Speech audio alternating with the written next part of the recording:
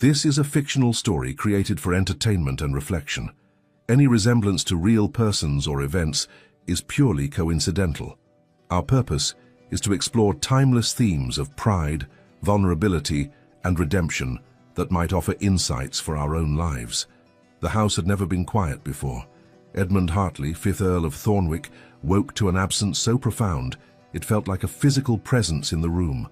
The pale light of dawn filtered through the heavy curtains of his bedchamber, casting long shadows across the Persian carpet and the mahogany furniture that had belonged to his grandfather. Everything was as it should be. Everything was precisely in its place. And yet, something fundamental had shifted in the architecture of his world. He lay still for a moment listening. No footsteps in the corridor outside. No soft humming from the adjoining chamber. No rustle of fabric.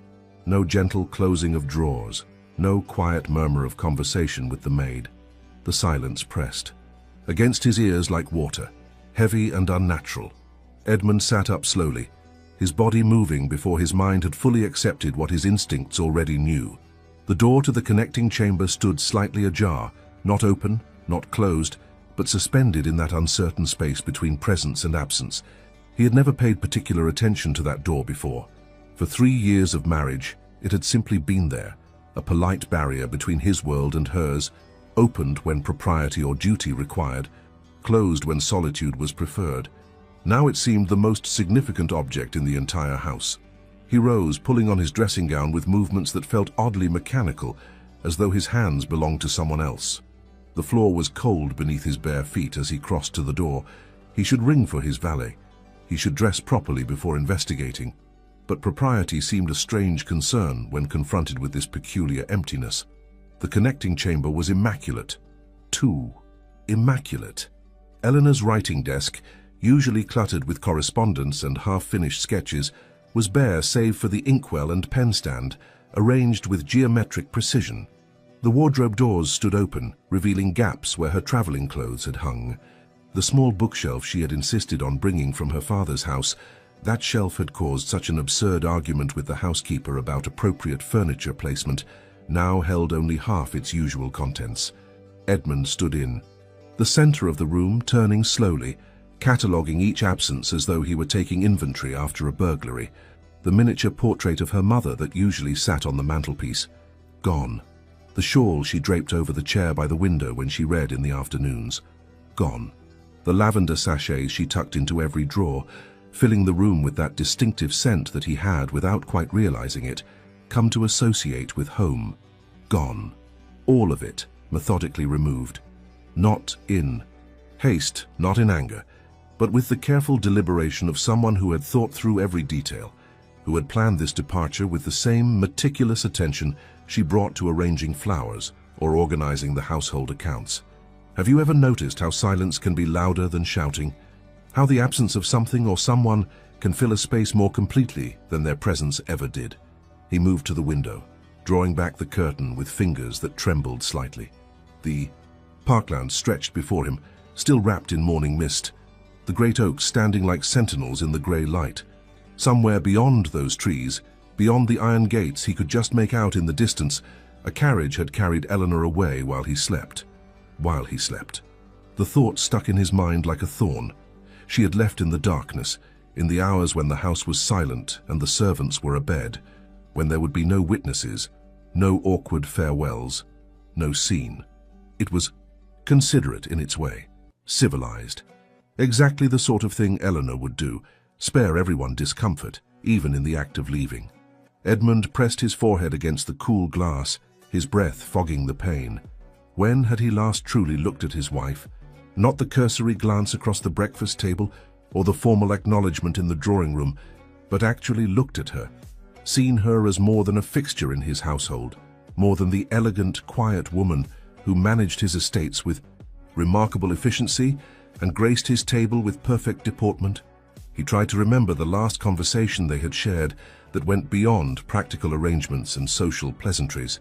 The silence in his memory was as profound as the silence in the house. 3 years earlier, their wedding had been everything a union between the Earl of Thornwick and the daughter of Baron Ashworth should be. Dignified, well-attended, entirely suitable. Edmund had been 32, finally yielding to the persistent pressure from his mother and his solicitors that it was time to marry, time to produce an heir, time to stop living like a man who believed he could postpone the future indefinitely. Eleanor Ashworth had seemed the obvious choice. She was 23, handsome rather than beautiful, with clear grey eyes and dark hair that she wore in an unfashionably simple style. She was educated without being blue-stocking, accomplished without being ostentatious, and possessed what his mother termed a sensible disposition. More importantly, she had accepted his proposal with calm composure, as though marriage to him were a business arrangement that she found entirely reasonable. Which, Edmund reflected now with something like bitterness, it had been. He had courted her, if one could call it courting, with the same efficiency he brought to managing his estates. Proper calls at proper intervals, appropriate gifts, a proposal delivered in her father's library with all due formality. She had said yes with a slight smile, her hands folded in her lap, her voice steady.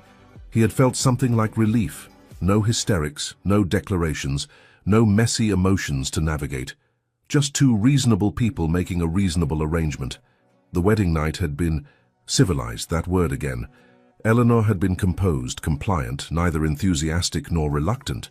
They had performed their duty to one another with the same courtesy they might have shown at a dinner party.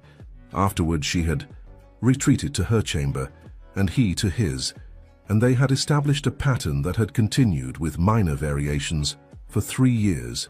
Separate chambers, separate lives that intersected at mealtimes and social obligations. Polite conversation, courteous distance, everything proper, everything appropriate, everything empty. Sometimes we mistake comfort for contentment, don't we? We build walls of routine and call them stability. We confuse the absence of conflict with the presence of peace.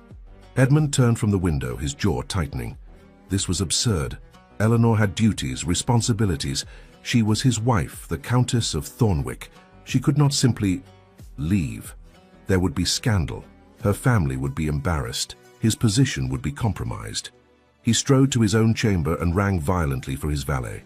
Within minutes, Morrison appeared, his face carefully neutral in that way servants perfected when they knew more than they could say. "Morrison, where is Lady Thornwick?" The valet's pause was infinitesimal but telling. "I believe her ladyship departed early this morning, my lord." "Departed where?" "I understand she has gone to stay with her aunt in Bath, my lord." Bath, 200 miles away. Not a brief visit to London, not a week at a neighbouring estate. Bath, where invalids and widows went to take the waters and live quietly away from society. "Did she leave any message?" Another pause. "I believe there is a letter in the library, my lord." Of course there was. Eleanor would never leave without the proper paperwork. She probably had a list of instructions for the housekeeper, an updated inventory of the linen cupboard, and detailed notes on the kitchen garden. Edmund dressed with furious speed, barely allowing Morrison to adjust his cravat before he was striding down the corridor toward the library. The house felt different in the morning light, larger somehow, and colder. How many rooms did this place have that he never entered? How many corners had Eleanor occupied while he spent his days riding the estate or locked in his study with account books? The library smelled of leather and old paper, and the faint tang of the wood fire that was always kept burning in cool weather. Eleanor's letter lay on his desk, propped against the inkwell, sealed with her personal stamp. Not his family's crest, he noted with a sharp pang. Her own. He broke the seal with hands that were not quite steady. "My Lord Edmund, I write to inform you that I have gone to reside with my Aunt Philippa in Bath. This is not a decision I have made in haste or in anger, but one I have considered carefully over many months. I wish to assure you that I hold you in the highest regard. You have been unfailingly courteous, generous in material matters, and scrupulous in fulfilling all duties required by our union. The fault, if fault there be, lies not with you, but with my own unrealistic expectations of what marriage might be. When I accepted your proposal, I believed that mutual respect and compatible temperaments would be sufficient foundation for a contented life. I have come to understand that I was mistaken, not about your character, which is exemplary, but about my own capacity to live contentedly without something more. I do not ask for a dissolution of our marriage, nor do I seek to cause scandal. I simply require time away from Thornwick Hall to consider my future with clearer eyes. My aunt has graciously offered her home, and I have arranged matters so that the household should continue without disruption. Please accept my apology for any inconvenience this departure may cause you. I remain, as always, respectfully yours. Eleanor Hartley. Edmund read the letter twice, then a third time, searching for anger, for accusation, for any indication of the emotions that must surely lie beneath these carefully measured words. But Eleanor had given him only facts, delivered with the same considerate efficiency she brought to every aspect of their lives together, without something more. What did that mean? What more could she possibly want? He had given her everything: a title, security, freedom to manage the household as she saw fit, freedom from interference in her daily life. He had never been cruel, never been unfaithful, never demanded more than duty required. He had been in every way a correct husband, and she had left him while he slept. Edmund sank into the chair behind his desk, the letter still in his hand. Through the window, he could see the gardens Eleanor had redesigned in their first year of marriage, transforming his mother's rigid parterres into something softer, more natural. Wild roses climbed the south wall now, and lavender lined the paths. He had approved the changes with barely a glance, relieved that she had found something to occupy her time. Had she been unhappy? She had never said, never complained, never wept or raged, or given any indication that their civilized arrangement was anything other than satisfactory. But then he had never asked, "Tell me, when did you last ask someone how they truly felt beyond the polite, 'How are you?' When did you last look past the surface of someone's composure to see what might be breaking underneath?" He sat in the library as the morning light strengthened, surrounded by books he had never read, in a house that had never been a home, with a letter from a wife who had become a stranger without him noticing the transformation. The house fell quiet at dawn, and Edmund Hartley, 5th Earl of Thornwick, finally understood what he had lost. He simply had no idea how to get it back. The first week without Eleanor passed in a peculiar suspension of time. Edmund found himself maintaining his usual routines with mechanical precision, rising at the same hour, riding the same routes across the estate, taking his meals in the dining room at the appointed times. But the routines that had once provided structure now felt hollow, like performing a play to an empty theatre. The servants moved through the house with their customary efficiency, but Edmund caught the glances they exchanged when they thought he was not looking. The housekeeper, Mrs. Daventry, brought household matters to his attention that Eleanor had previously managed without bothering him. The choices seemed absurd. Did he truly need to express a preference between two varieties of table linen? Did he care which arrangements were sent to the church for Sunday service? Eleanor had cared. He saw that now in 100 small details he had never noticed before. The flowers in the entrance hall changed twice weekly and always arranged with an artist's eye for color and balance. The menus that varied not just by season, but by some mysterious knowledge of his preferences he had never articulated. The way the library fire was always burning when he entered in the evening, the way his favorite chair faced the window just so to catch the afternoon light. She had been paying attention while he had been, what, absent?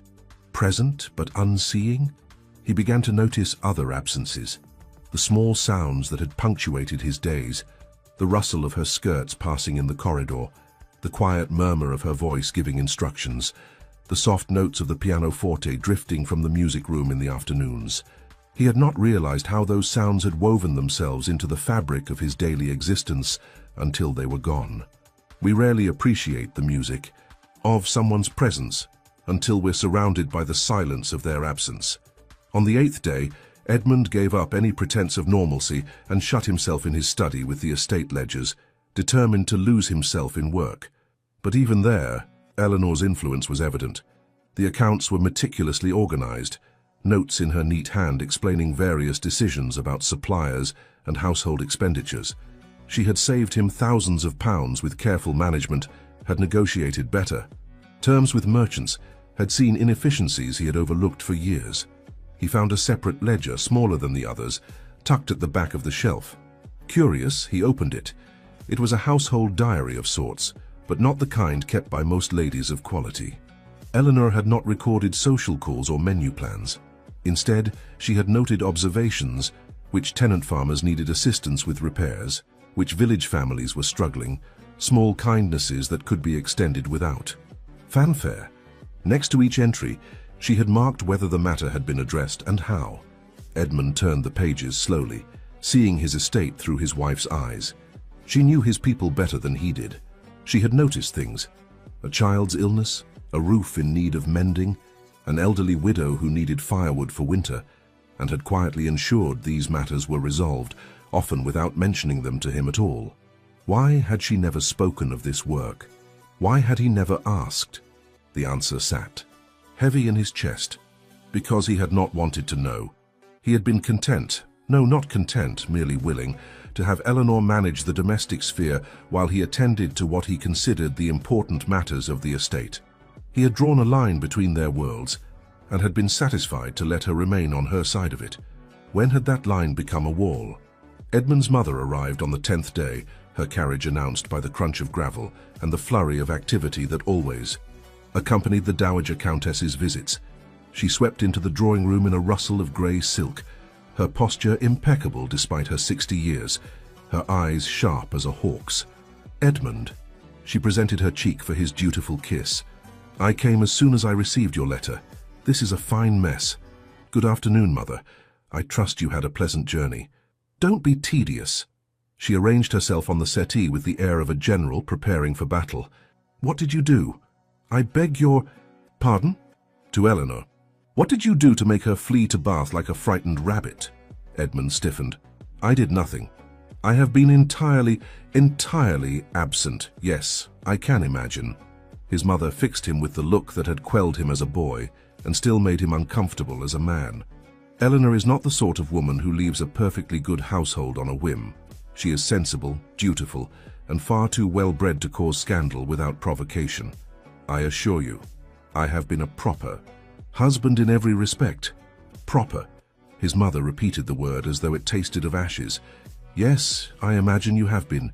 Just as you were a proper son, a proper heir, a proper Earl.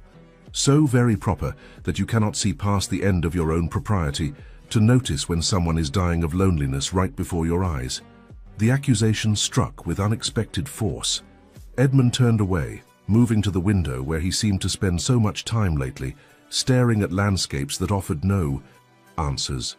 "You sound as though you think I am entirely at fault," he said quietly. "I think you are a man who learned very young to protect himself by feeling very little. And I think you married a woman capable of feeling a great deal, then proceeded to starve her of any emotional sustenance while congratulating yourself on your correctness." Edmund's hands clenched behind his back. "That is remarkably unfair." "Is it?" His mother's voice softened slightly. "Tell me, Edmund, when did you last have a conversation with your wife about anything that mattered? When did you last ask her about her thoughts, her hopes, her fears? When did you last touch her with tenderness rather than duty?" The silence stretched between them. Answer enough. His mother sighed. "I thought as much. You are your father's son, unfortunately. He was a good man, an honorable man, but he kept his heart locked so tight that I spent 30 years trying to find the key.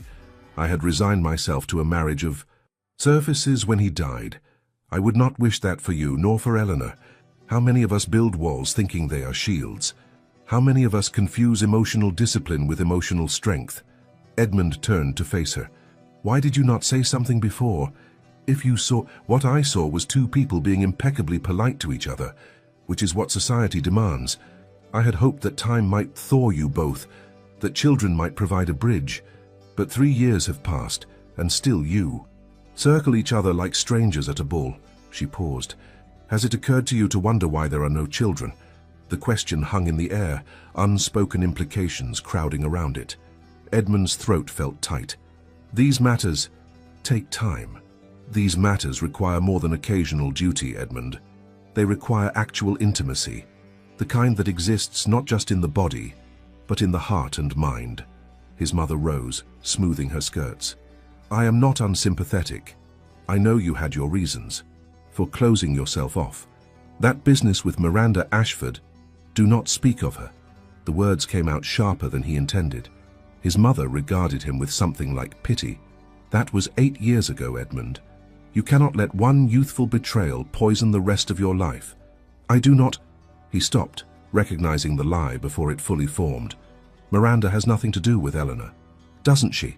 A woman who claimed to love you, who accepted your devotion and your proposal, then jilted you 3 weeks before the wedding to run off with a younger son with better prospects. That left no mark on how you approached your next marriage. Edmund said nothing. What could he say? That Miranda's defection had been the formative humiliation of his life, that he had stood in this very house reading her letter, feeling something vital crack inside him, that he had vowed never again to offer his heart so completely, never again to expose himself to that particular species of pain. You chose Eleanor precisely because she seemed safe, his mother continued relentlessly, because she was sensible and calm and unlikely to inspire dangerous feelings. You thought you could have marriage without risk. But there is no marriage without risk, Edmund. And Eleanor, poor girl, has been paying the price for your cowardice. I am not a coward. Then prove it. Go to Bath. Win your wife back. Edmund laughed, a harsh sound. She does not want to be won. She wants something more. Something I clearly cannot provide. His mother studied him for a long moment. Do you love her? The question should have been simple. Instead, Edmund found himself floundering. Love. He respected Eleanor. He admired her competence. He appreciated her quiet presence. Was that love? Or was love the consuming passion he had felt for Miranda, the kind that had nearly destroyed him when it was betrayed? I do not know what I feel, he admitted finally. I have been so determined not to feel too. Much that I may have succeeded in feeling nothing at all. Then perhaps, his mother said gently, you should start by figuring that out. After his mother departed, Edmund found himself drawn to places in the house he rarely visited, rooms that Eleanor had inhabited, spaces she had transformed with her quiet presence. The music room where the pianoforte sat silent now, sheet music still open to the piece she had been practicing. He did not know she played Handel. He could not recall ever. Pausing to listen. The conservatory, where she kept orchids and other delicate plants that required patient tending. Some were blooming now in profusions of white and purple, filling the glass room with subtle fragrance. He touched the petals of one flower, marveling at the intricate structure. Eleanor must have spent hours here, nurturing these living things while he, rode past the windows without looking in. The small sitting room she had claimed as her private space, furnished with pieces from her family home and filled with books he had never noticed. He pulled one from the shelf, poetry by Wordsworth, margins filled with her neat annotations. Another, a philosophical treatise by Mary Wollstonecraft that made him raise his eyebrows. His wife, it seemed, had intellectual depths he had never bothered to plumb. What do we really know about the people who share our lives? How much do we assume rather than discover? On the 14th day, Edmund received a letter from Eleanor's aunt in Bath. Lady Philippa Ashworth was Eleanor's maternal aunt, a widow known for her sharp wit and sharper tongue. Edmund had met her only twice, once at the wedding, once at a dinner in London, and had found her vaguely unsettling in the way she looked at him as though she could see through his carefully maintained facade. Her letter was direct. Lord Thornwick, Eleanor arrived safely and is installed in the blue bedroom with a view of the garden. She spends her days reading, walking, and absolutely refusing to discuss you beyond confirming that you have not behaved criminally. I will not insult your intelligence by pretending I do not know what has transpired. My niece has the most annoyingly principled way of suffering in silence, a trait I blame entirely on her mother's side of the family. She would sooner swallow glass than admit she married a man incapable of seeing her as more than an efficient housekeeper. However, I am not bound by Eleanor's good breeding, so I shall be frank. If you intend to win her back, and I do not know if you do or should, you had best bring more than apologies and promises. My niece has had 3 years of hollow propriety. What she needs is to matter to someone, to be seen, to be known. Can you offer her that? If not, do her the kindness of leaving her in peace. Lady Philippa Ashworth Edmund read the letter until he had memorized its every cutting word. Then he sat in his study, watching the afternoon light fade, considering all the ways. He had failed to see the woman he had married. Eleanor wanted to matter to someone, to be seen, to be known, such simple things, such impossible things, when you had spent years perfecting the art of not truly seeing anyone at all. But perhaps, and the thought came with a flutter of something that might have been hope or might have been fear, perhaps he could learn. Is it ever too late to truly see someone? To choose to know them, not as we assumed they were, but as they actually are? The house remained quiet. But in that quiet, something was beginning to stir, a possibility, fragile as a new leaf, that silence was not the only option. Edmund pulled out fresh paper and uncapped his ink. He would not write to Eleanor. Not yet. He did not trust himself to find the right words, and empty promises would only confirm her decision to leave. Instead, he would make a different choice. He would begin to see, truly see, what he had overlooked. And perhaps, in seeing, he might begin to understand what he stood to lose. Outside, dusk gathered over the estate. In the growing darkness, Edmund lit a single candle and began for the first time in 3 years to pay attention. Bath in late spring was insufferable. Edmund arrived on a Friday afternoon, his carriage joining the parade of vehicles that clogged the streets approaching the pump room. Everywhere he looked, invalids and their attendants moved in slow procession, the very air seeming to drip with the lethargy of people who had come, here to recover from various ailments, real or imagined.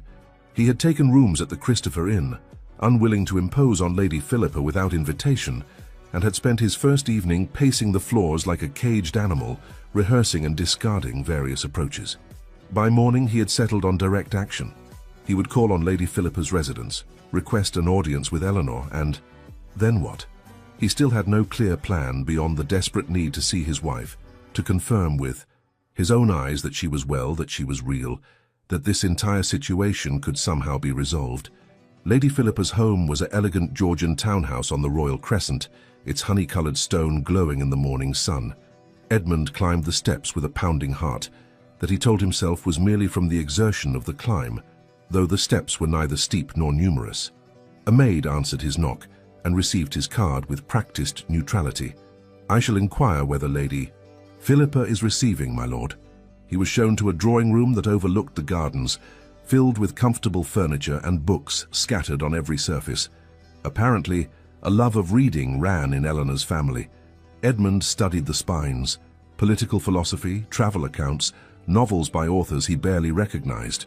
Not at all the sort of improving literature his own mother kept in her drawing room. Lord Thornwick. He turned to find Lady Philippa in the doorway, regarding him with the same unsettling directness he remembered. She was perhaps 50, handsome in a severe way, with grey hair arranged in an unfashionable style and a dress that suggested comfort over current fashion. "Lady Philippa," he bowed. "Thank you for receiving me." She moved into the room, settling into a chair and gesturing for him to sit. "Eleanor is not here." His disappointment must have shown on his face, because Lady Philippa's expression softened fractionally. "She has gone to the pump room with Captain Sinclair. They should return within the hour if you wish to wait." Captain Sinclair. The name meant nothing to him. "A friend of yours?" "A friend of Eleanor's now. Thomas Sinclair, younger son of Lord Ashburn, recently returned from India, where he served with distinction. He is staying with his sister while he recovers from a wound received in some skirmish or another. Charming man." Eleanor finds his conversation stimulating. Each word landed like a small stone. Eleanor had been in Bath for 3 weeks and had already formed a friendship, a stimulating friendship, with a decorated war hero. A man who presumably knew how to talk to women about interesting matters. A man who was not Edmund. "I see. I doubt you do." Lady Philippa leaned back in her chair, studying him. "Tell me, Lord Thornwick, why have you come to Bath?" "To see my wife." "That is what you have come to do." I asked why. Edmund struggled to articulate feelings he barely understood himself. "Because she left? Because the house is different without her." "Different how?" "Emptier." "Ah, so you miss having an efficient housekeeper." "That is not—" He stopped, recognizing the trap. "I miss Eleanor. Not her efficiency. Her." "Do you?" Lady Philippa's gaze was relentless. "Can you describe her to me? Not her appearance or her accomplishments, but her. What makes Eleanor laugh? What makes her angry? What does she fear? What does she dream about? The questions hung in the air. Indictments in the form of inquiry. Edmund opened his mouth, closed it, felt something like shame wash through him. I do not know.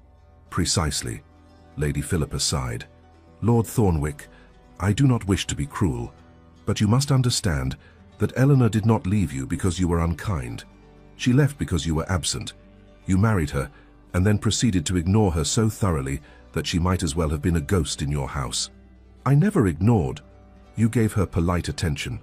Social courtesy, the same regard you might give a competent servant. Is that not ignoring the woman even as you acknowledge the wife? Have you ever been in a room full of people and still felt utterly alone? Have you ever been married to someone who treated you with perfect courtesy and absolute indifference?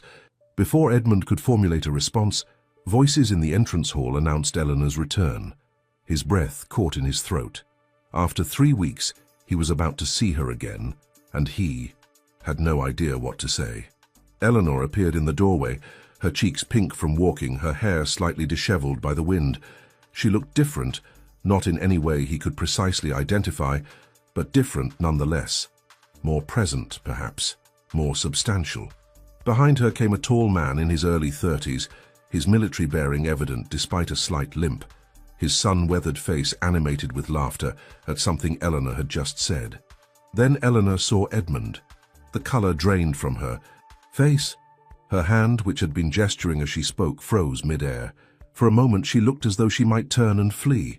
Then her composure settled over her like a cloak, that familiar polite mask that he suddenly recognized for what it was, a shield against him. Lord Thornwick. Her voice was level, betraying nothing. This is unexpected. He rose, suddenly clumsy, aware of Captain Sinclair's curious gaze, and Lady Philippa's assessment, and Eleanor's carefully neutral expression.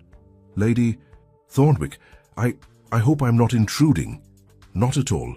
The lie was delivered with perfect courtesy. Aunt Philippa, Lord Thornwick, may I present Captain Thomas Sinclair? Captain, my husband, the Earl of Thornwick. Husband. The word sounded strange in her mouth, formal and distant. Captain Sinclair bowed with easy grace. An honor, my lord. Lady Thornwick has spoken of you. Had she? What had she said? Edmund found himself irrationally curious about how Eleanor described him to others. What words she chose, what tone she employed. Captain, I understand you have recently returned from India. Just 3 months past. Still finding England oddly cold and damp, though I suppose I shall readjust. Sinclair's smile was genuine, his manner open and friendly. Edmund wanted to dislike him and found he could not. The man seemed entirely without artifice, the kind of person who probably made friends wherever he went, the kind of person Eleanor would naturally find stimulating. Thomas has been regaling me with tales of his travels, Eleanor said, moving further into the room with a grace Edmund had seen 1,000 times, but somehow never truly noticed. The architecture in Rajasthan sounds extraordinary. He has promised to show me his sketches. You sketch, Captain? Amateur efforts only, my lord. Something to pass the time during long marches. Lady Thornwick is far too generous in her interest. I am not generous, merely curious. Eleanor's voice held a warmth Edmund could not recall hearing directed at him in years. The world beyond England seems so vast, so full of wonders we never see. You should travel, my lady. India would suit you, I think. You have the mind for it. Curious, observant, open to what is different, rather than threatened by it. Edmund watched this exchange with growing disquiet. They spoke to each other with the ease of long friendship, finishing each other's thoughts, sharing references that excluded him entirely. How had this developed in mere weeks? Or had Eleanor always been capable of this warmth, this animation, and he had simply never inspired it? Lord Thornwick has come to visit you, Eleanor, Lady Philippa interjected, her tone deceptively mild. Perhaps you might spare him a few moments' private conversation? Eleanor's hands tightened on her reticule, the first sign of discomfort she had shown. Of course. Edmund, shall we walk in the garden? Edmund. Not my lord. Simply his name, but spoken with such careful neutrality that it might as well have been a stranger's. The garden behind Lady Philippa's house was small, but beautifully maintained, with climbing roses and flowering herbs, creating pockets of fragrance. Eleanor led him down a gravel path, maintaining a precise distance between them, close enough for propriety, far enough to make clear that intimacy was not invited. For a long moment, neither spoke. Edmund found himself memorizing details. The way afternoon light caught in her hair, the graceful line of her neck, the slight tension in her shoulders that suggested she was not as composed as she appeared. "You look well," he offered finally, the words inadequate. "Thank you. Bath agrees with me." She paused by a rose bush, touching the petals with gentle fingers. "Why have you come, Edmund?" The directness of the question caught him off guard. This was unlike Eleanor, or unlike the Eleanor he thought he knew. She had always been so careful, so diplomatic. This bluntness was something new. "I wanted to see you, to understand why you left. I explained in my letter. Your letter raised more questions than it answered." He moved closer, though she did not look at him. "Eleanor, if I have failed you in some way, if there is something you need that I have not provided, it is not about providing." She turned to face him finally, her grey eyes steady. "You have provided everything material. A beautiful home, security, position, freedom to manage the household as I see fit. You have been in every measurable way an exemplary husband. Then why? Because I do not want to be managed like the household, Edmund. Because after 3 years, you still look at me as though I am a stranger. Because we have shared a home, but never shared a single true confidence." Her voice remained calm, but he could hear the hurt beneath it, carefully contained. "Do you know what I do all day? What I think about? What frightens me? What brings me joy?" He wanted to lie, to claim knowledge. He did not possess. But something in her gaze demanded honesty. "No, exactly." She turned back to the roses. "I do not blame you. You did not promise love when you proposed. You promised security and respect, and those things you have delivered faithfully. The fault is mine for wanting more than our agreement specified. Is love something you can demand?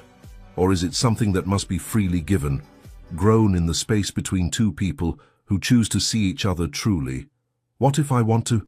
No?" The words tumbled out before he could consider them. "What if I am asking now?" Eleanor studied him for a long moment, her expression unreadable. "Why? Because I left? Because Captain Sinclair makes you uncomfortable? Because your mother scolded you?" The accuracy of her assessment stung. "Because the house is empty without you. Because I have spent 3 weeks discovering all the ways you made Thornwick Hall a home rather than merely an estate. Because I—" He stopped, the next words dying on his tongue. "Because I what? Because I love you." But did he? Or did he merely love the idea of her, the security of her presence, the convenience of her care? Eleanor saved him from having to finish. "I am not a possession to be reclaimed when you suddenly notice its absence, Edmund. I am a person with thoughts and feelings that exist whether you acknowledge them or not. I know that." "Do you?" She moved away, putting more distance between them. "I have spent 3 years trying to make you see me, really see me. I learned your preferences without you ever learning mine. I accommodated your schedule, your habits, your needs.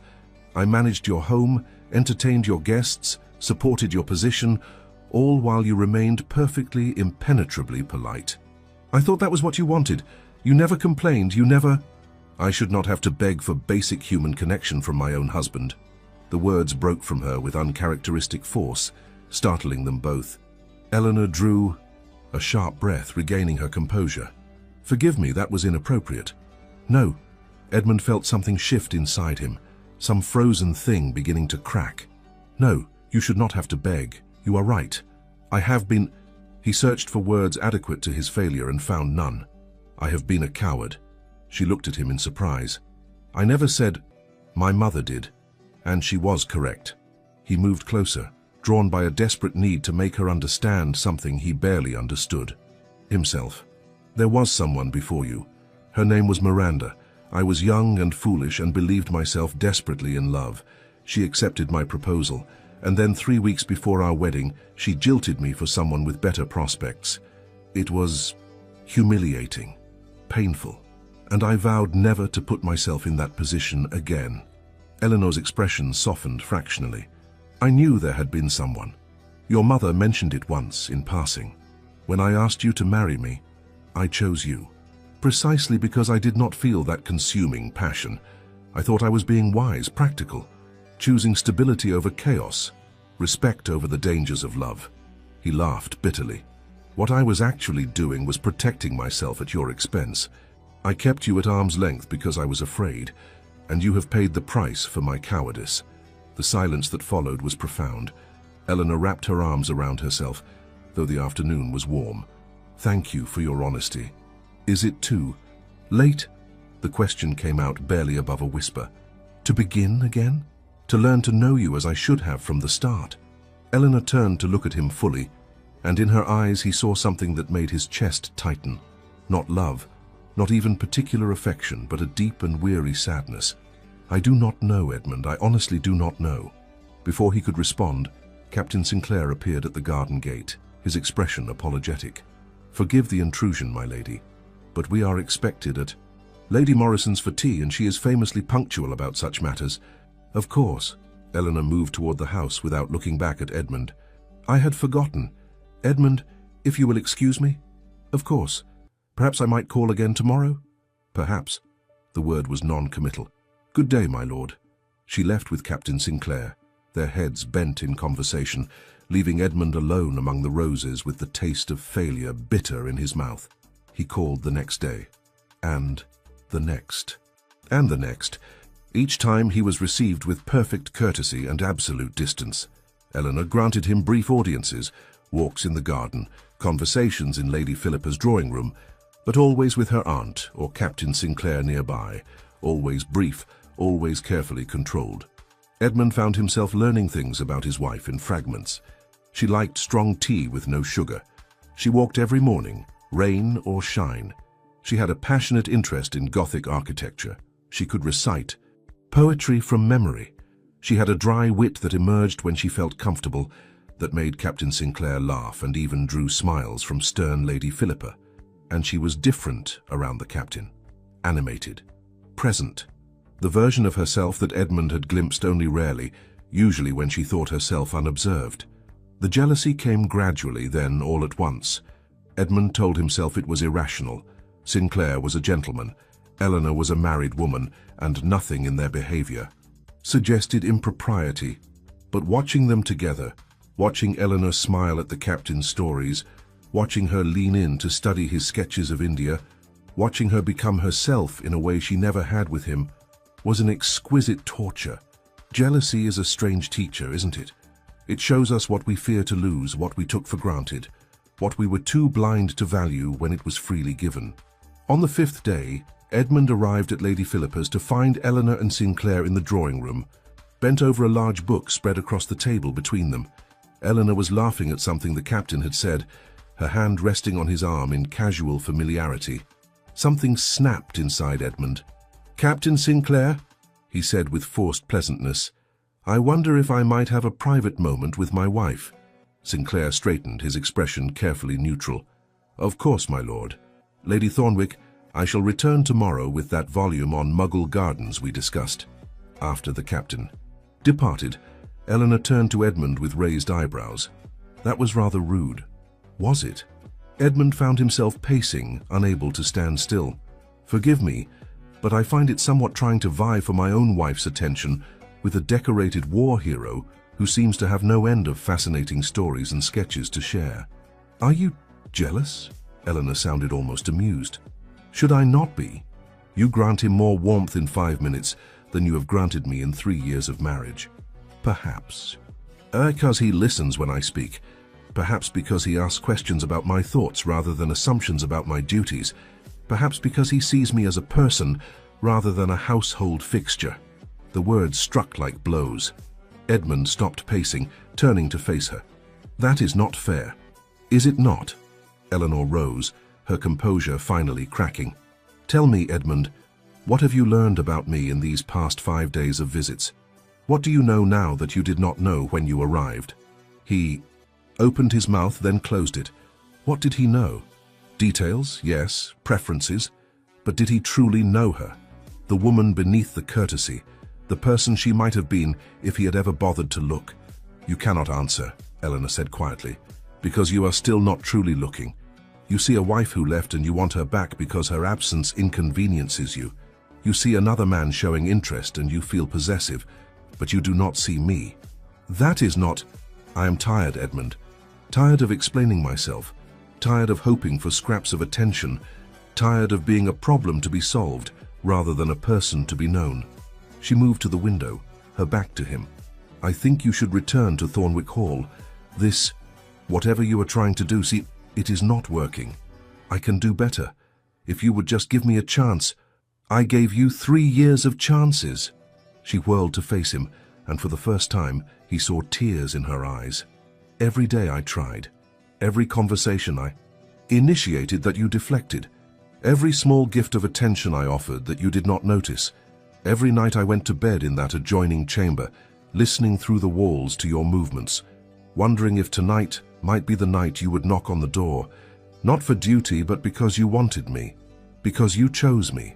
The tears spilled over, and she dashed them away angrily. But you never did, and I cannot keep choosing you when you do not choose me back. It hurts too much. Edmund felt as though he had been struck.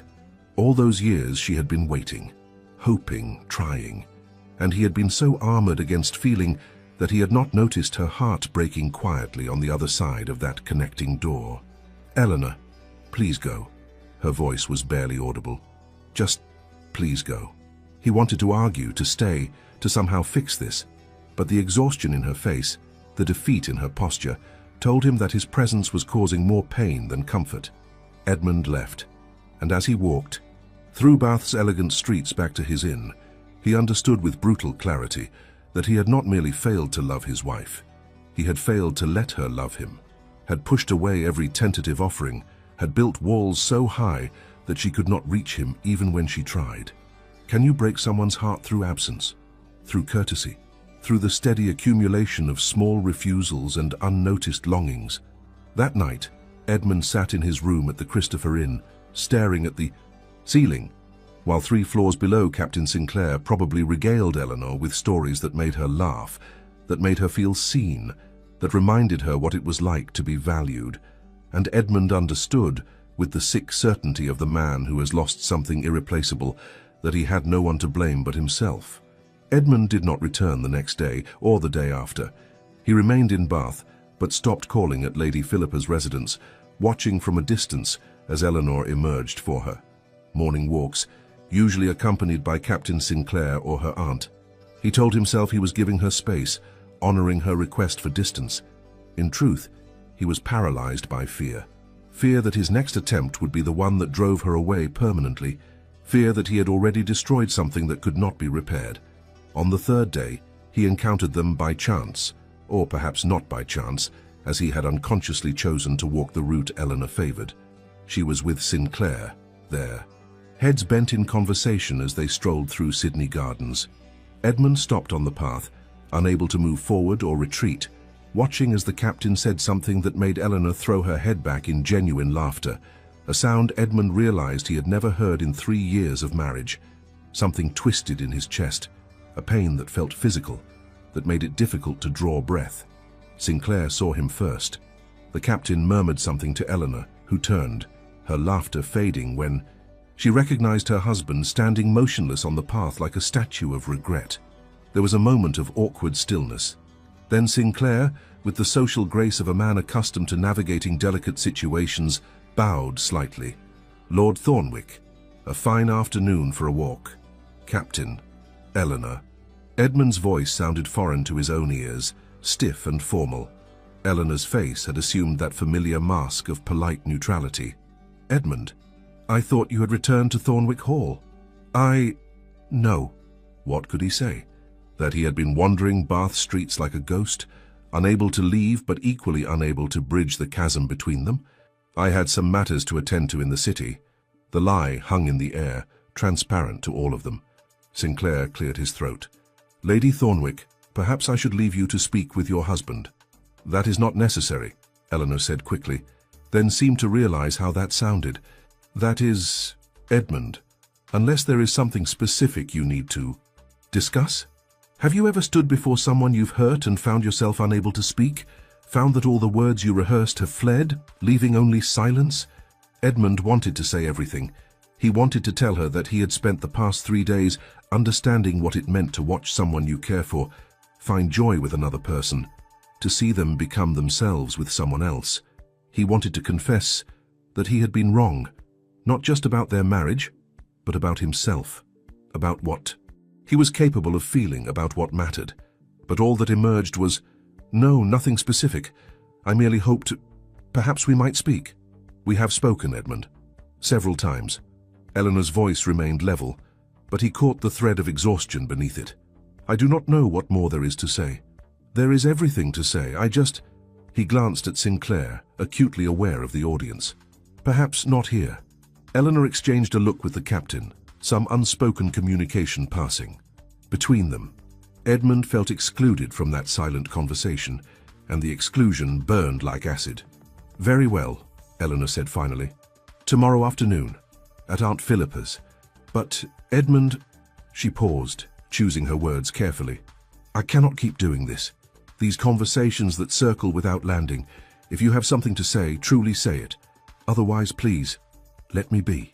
She walked away with Sinclair, leaving Edmund standing alone on the path with the weight of tomorrow pressing on, his chest like a stone. That evening, Edmund dined alone at his inn, pushing food around his plate without appetite. The dining room hummed with conversation from other patrons, families, couples, friends sharing the easy intimacy of people who actually knew one another. Edmund had never felt more alone. A commotion at the entrance drew his attention. Captain Sinclair had entered, still in his walking clothes, scanning the room until his gaze landed on Edmund. The captain's expression was serious. As he crossed to Edmund's table, "Lord Thornwick, might I have a word?" Edmund gestured to the empty chair across from him, bracing himself for confrontation.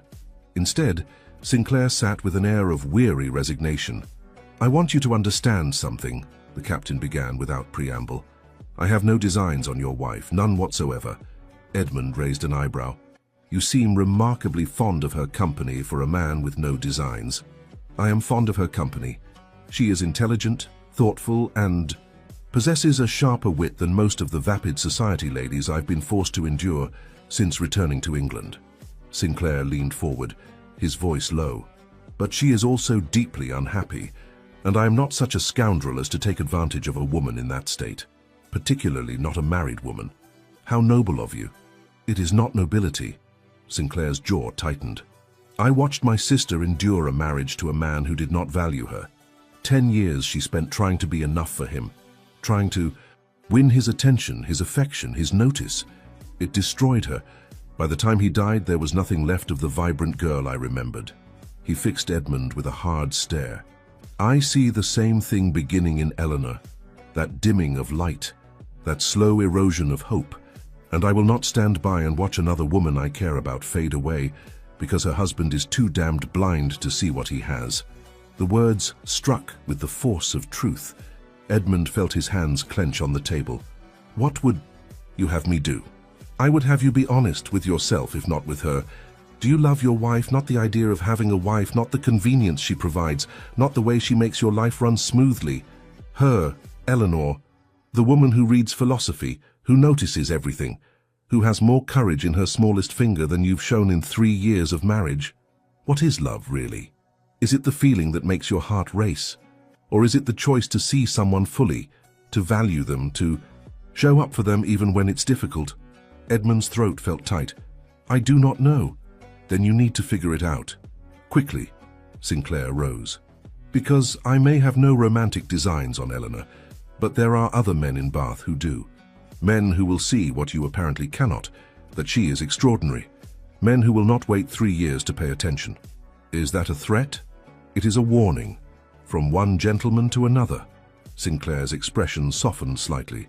"I have seen what you cannot yet see, that Eleanor still hopes. Despite everything, she still looks at you with something that might become love if you would give her the smallest reason. But that hope is dying. And once it dies completely, my lord, no amount of belated attention will revive it." The captain left, and Edmund sat in the empty dining room, Sinclair's words echoing in his mind. She still hopes. The thought was simultaneously exhilarating and terrifying. He had assumed Eleanor's departure meant she was finished with him, that she had simply given up. But hope implied possibility. Hope implied that there was still something to fight for, if he knew how to fight. Edmund did not sleep that night. Instead, he paced his room, composing and discarding speeches, considering and rejecting approaches. Everything seemed inadequate. How did one apologize for years of negligence? How did one begin to build something that should have been built from the beginning? By dawn, he had reached a decision. Or, rather, he had reached a point of clarity. He could not fix this with words. Eleanor had explicitly asked him to stop the circling conversations, to either truly say something or leave her in peace. But what was there to say that would not sound like empty promises? What words could possibly convey what he barely understood himself? The answer came to him as he watched the sun rise over Bath's honey-colored buildings. He had to show her. Edmund spent the morning making arrangements. He called on Lady Philippa first, catching her before Eleanor woke. "I need your help," he told the older woman without preamble. Lady Philippa regarded him over her teacup. "That is remarkably presumptuous, considering you have given me every reason to dislike you." "I know, but you care about Eleanor and I—" He faltered, then pushed forward. "I am trying to care about her as I should have from the beginning. But I need time. A real conversation, not these brief, stilted exchanges in drawing rooms and gardens. Somewhere she feels safe, where she cannot simply walk away." "You want me to help you trap my niece into a conversation?" Lady Philippa's tone was dry. "I want you to help me give her a reason to choose to stay." Something shifted in the older woman's expression. She studied him for a long moment, then sighed. "There is a folly. In the garden behind Lady Morrison's estate. It is private, secluded, and Eleanor knows it well. We walked there just yesterday. I can arrange for her to be there this afternoon, believing she is meeting me. Whether she chooses to remain when she finds you instead, that will be entirely her decision. Thank you. Do not thank me yet.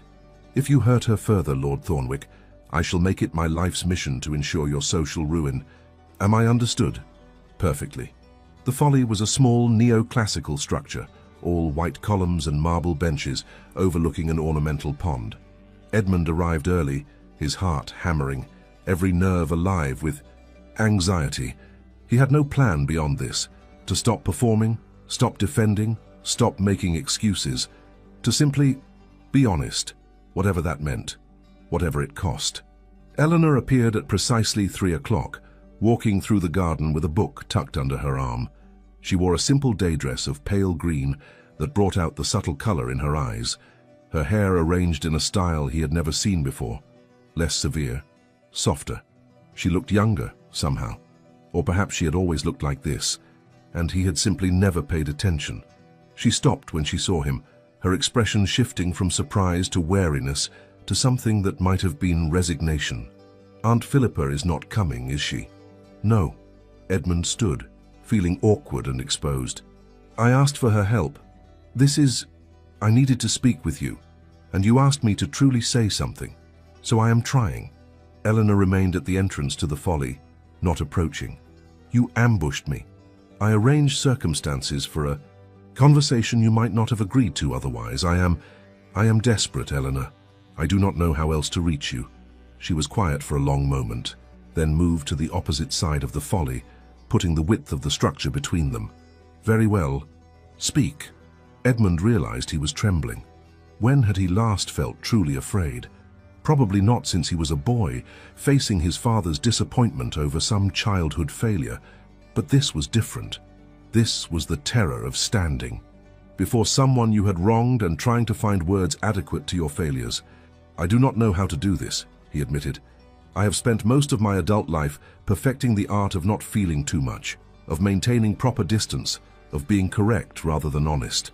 And now I stand before you trying to be honest, and I am making a hash of it. Just speak, Edmund. No performance. No pretty speeches. Just truth." He took a breath. "The truth is that I have been a coward. You said it before and I denied it, but it is accurate. I was hurt once badly, and I vowed never to be vulnerable again. When I married you, I thought I was being wise, choosing with my head rather than my heart. But what I was actually doing was using you as a shield, keeping you close enough to fulfill social expectations, but far enough that you could never truly touch me." Eleanor said nothing. but she was listening. He could see it in the slight tilt of her head, the way her fingers tightened on the book she still held. I told myself I was protecting both of us from the chaos of emotion. I convinced myself that our civilized arrangement was superior to the messiness of passion. But I was really only protecting myself. And in doing so, I hurt you. Deeply. Consistently. For 3 years. Sometimes the hardest truth to speak is not about what we've done, but about who we've been. About the ways we've chosen safety over courage, distance over connection. I did not understand, Edmund continued, how lonely you were. How much effort you put into trying to reach me. How many small offerings I rejected or did not even notice. The house is full of evidence of your care. Flowers arranged just so, my preferences attended to, problems solved before I knew they existed. You saw me, Eleanor, you paid attention, and I... His voice broke slightly. I did not return the favor. Eleanor's eyes had filled with tears, though her expression remained controlled. Why now, Edmund? Why this admission now when I have finally found the courage to leave? Because I finally understand what I am losing. Because watching you with Sinclair, seeing you become yourself with him, showed me what I failed to be for you. Because you are jealous. Yes, the admission cost him, but it was true. Yes, I am jealous, but not for the reasons you think, or not only for those reasons. I am jealous that he saw you in weeks what I failed to see in years. I am jealous that you feel comfortable being yourself with him. I am jealous that he makes you laugh in a way I never have. He moved around the perimeter of the folly, though still maintaining distance. But more than jealousy, I feel loss, profound loss, as though I have been walking past a masterpiece every day, dismissing it as mere decoration, and then one day it was gone, and I finally understood what I had missed. Eleanor's tears were falling freely now, though she made no sound. That is a beautiful metaphor, Edmund. But I am not a masterpiece. I am a person who needed to be loved, not appreciated from a distance. I know, and I do not have the right to ask for another chance. I have squandered every chance you have given me, but he faltered, searching for words. I want to try, not to win you back like a prize, not to reclaim a possession, but to actually know you, to learn who you are, what you think, what you need, to start over, if you will allow it. Start over, Eleanor repeated, her voice hollow. Edmund, we cannot start over. We have 3 years of history, 3 years of disappointment and loneliness, and walls built between us. You cannot simply wish that away with pretty words. I know, but perhaps we can start from where we are, with honesty instead of courtesy, with actual conversation instead of polite distance. Eleanor shook her head slowly. You say these things, but how do I know you mean them? How do I know that if I return to Thornwick Hall, you will not slip back into your comfortable patterns? That you will not decide this effort is too much trouble and retreat behind your walls again? The question was fair. What guarantee could he offer? What proof did he have that he could actually change patterns established over decades? I cannot give you guarantees, Edmund said quietly. I can only offer you my word that I will try, that I will show up, that I will pay attention, that I will... Your word? Eleanor's voice rose, and suddenly the careful control she had maintained throughout this conversation shattered. Your word? Edmund, I have lived with your word. You gave me your word on our wedding day, to honor me, to cherish me, and instead, you tolerated me. You honored the idea of a wife while ignoring the reality of the woman. She was moving now, pacing like a caged animal, all the pent-up frustration of 3 years pouring out. Do you know what it is like to live with someone who treats you with such perfect courtesy? It is suffocating. I would have preferred anger, arguments, anything that showed you cared enough to feel something genuine. But instead, you gave me politeness, distance, as though I were a particularly efficient servant rather than your wife.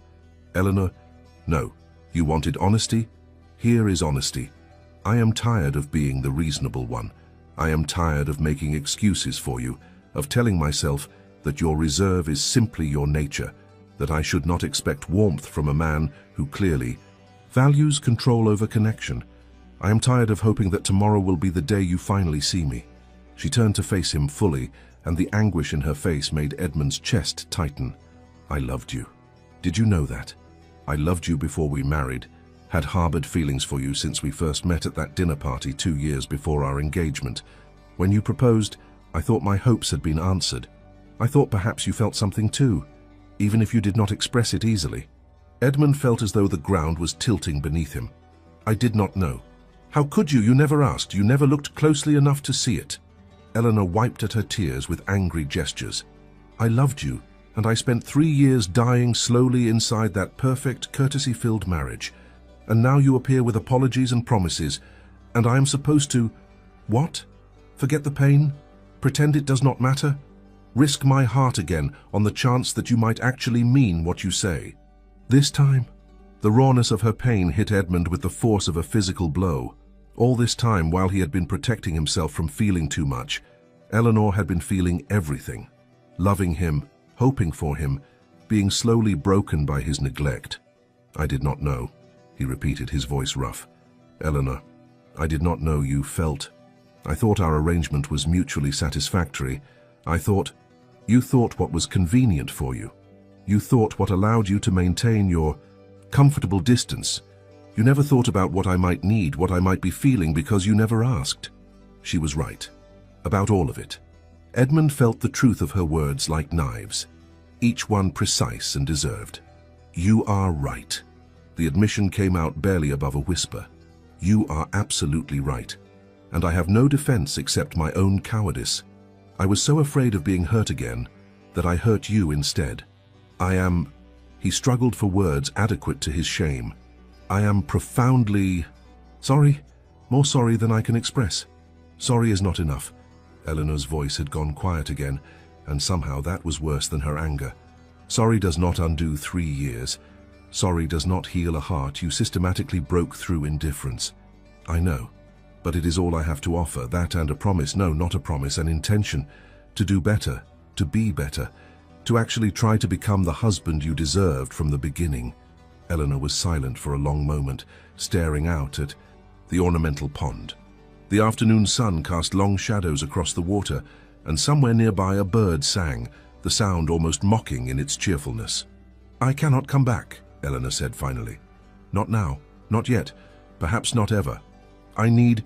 She turned to look at him, and her expression was desolate. "I need to rediscover who I am, when I am not trying to be enough for you. I need to remember what it feels like to laugh without wondering if it is too loud, to speak without measuring every word, to simply exist without performing." The rejection, though delivered gently, landed with crushing force. Edmund had come here hoping for... what? Forgiveness, reconciliation, some miraculous solution. But of course there was no easy answer. Of course the damage he had done could not be repaired with one conversation, no matter how honest. "I understand," he managed. "Do you?" Eleanor studied him. "I wonder. I think you understand intellectually that you have hurt me, but I am not certain. You truly grasp the depth of that hurt, or what it will take to heal it, if it can be healed at all." She moved toward the entrance of the folly, preparing to leave. Edmund felt panic rise in his chest. "Eleanor, please, tell me what to do. Tell me how to fix this." She paused, looking back at him. "I cannot tell you that, Edmund, because fixing this, if it can be fixed, requires you to do the work of actually becoming someone capable of emotional intimacy, of opening yourself to feeling, even when it is uncomfortable, of choosing vulnerability over safety. I cannot teach you how to do that. You have to decide if you want it enough to take the risk. I do want it. You want me back. But do you want to change? Truly change, not just perform the actions you think will win me back, but actually transform into someone capable of the kind of partnership I need?" She shook her head. "I do not know if you can. And Edmund, I do not know if I can survive watching you fail." She left.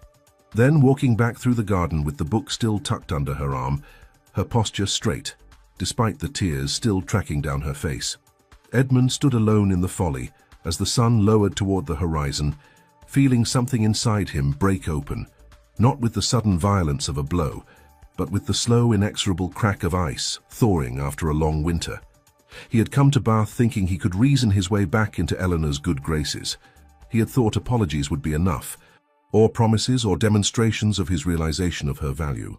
But he had been thinking of this as a problem to solve, a situation to manage. Eleanor did not need management, she needed transformation.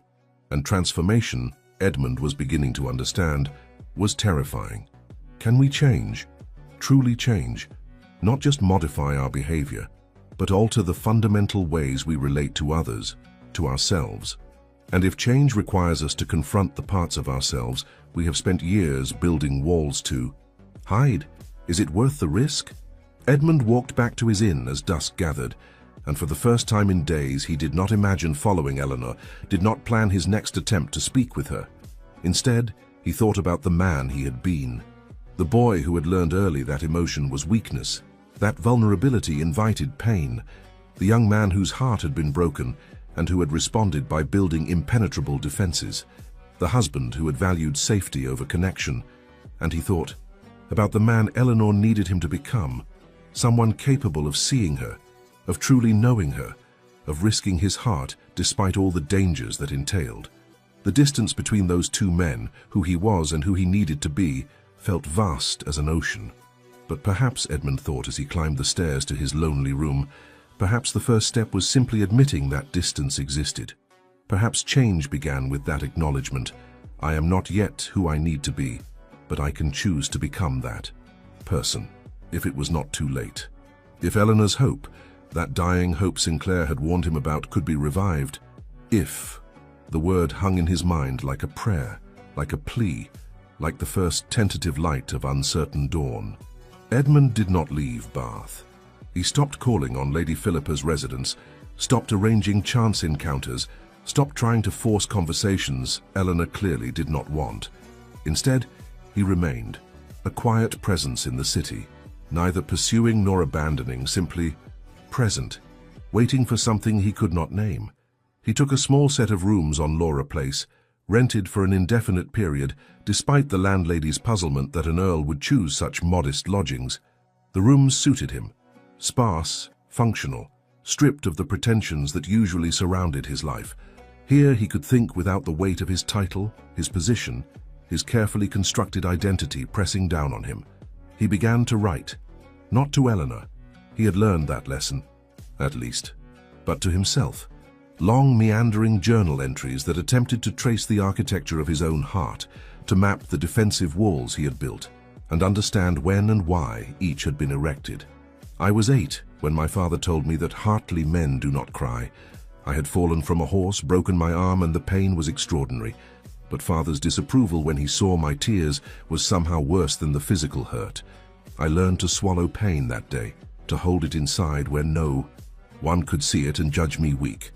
I was 16 when mother explained that a gentleman's emotions are a private matter, never to be displayed in public or even within the family, except in the most controlled circumstances. Sentiment, she said, was acceptable in women but unbecoming in men of our class. I was 24 when Miranda rejected me, and the humiliation of having offered my heart so completely, so publicly, only to have it dismissed, taught me that love was a liability. That opening, yourself to another person, gave them the power to destroy you. And so I learned to love nothing, to care for nothing deeply enough that its loss could wound me. I thought I was protecting myself.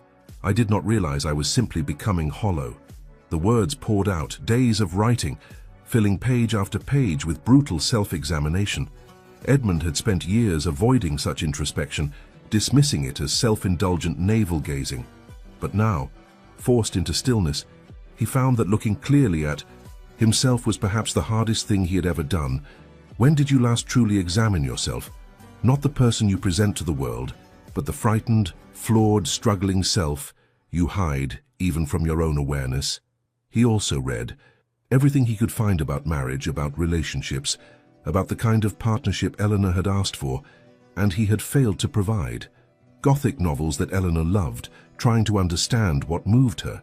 Philosophy texts that challenged his assumptions about reason and emotion. Poetry that made him uncomfortable with its raw feeling. And slowly, painfully, Edmund began to understand something. He had confused emotional control with strength, had thought that by feeling less, he was somehow more disciplined, more admirable. But the writers he read spoke of something else entirely. That true strength lay in allowing yourself to feel deeply while still maintaining integrity. That vulnerability was not weakness, but courage. Eleanor had shown that courage every day of their marriage. She had chosen to love him despite his coldness, had continued trying to reach him even as he rebuffed her efforts. She had been brave in ways he had entirely failed to recognize, while he had been safe, protected, and utterly, devastatingly alone. 3 weeks into his vigil, Edmund encountered Eleanor by accident. True accident this time. He was leaving a bookshop on Milsom Street just as she was entering, and they nearly collided in the doorway. "Edmund?" She stepped back, startled. "Eleanor, forgive me, I did not see you." They stood in awkward silence, neither quite willing to move first. Edmund took the opportunity to truly look at her. She appeared well, better than well. There was color in her cheeks, a clarity in her eyes that suggested she was sleeping better, feeling lighter. The absence of his presence in her daily life seemed to agree with her. The realization stung, but it also carried a strange relief. She was not withering in his absence. She was thriving. "I heard you had remained in Bath," Eleanor said finally. "Aunt Philippa mentioned you had taken rooms." "Yes, I hope that does not trouble you." "It puzzles me more than troubles me." She tilted her head, studying him with that clear gaze he had once found unsettling, and now found himself craving. "Why stay, Edmund? We have had our conversations. I have given you my answer. What purpose does remaining serve?" Edmund considered his response carefully. "I am not staying to pursue you. If that is your concern, you may set it aside. I am staying because—" He paused, searching for honesty. "Because leaving feels like giving up, and I have given up on too much in my life already. I thought perhaps I might stay and simply try to become someone worthy of a second chance should you ever choose to offer one." Eleanor's expression was unreadable. "That seems rather pointless if I have already told you I am not ready to return." "Perhaps, but I have spent 3 years making choices based on convenience and comfort. I thought I might try making one based on something else." "Based on what?" "Hope." The word felt vulnerable on his tongue, dangerous in a way he was not accustomed to. Irrational? Perhaps futile hope, but hope nonetheless. Something flickered in Eleanor's eyes, surprise perhaps, or the ghost of something warmer, but it passed quickly, and her polite mask returned. "I must go. Aunt Philippa is expecting me."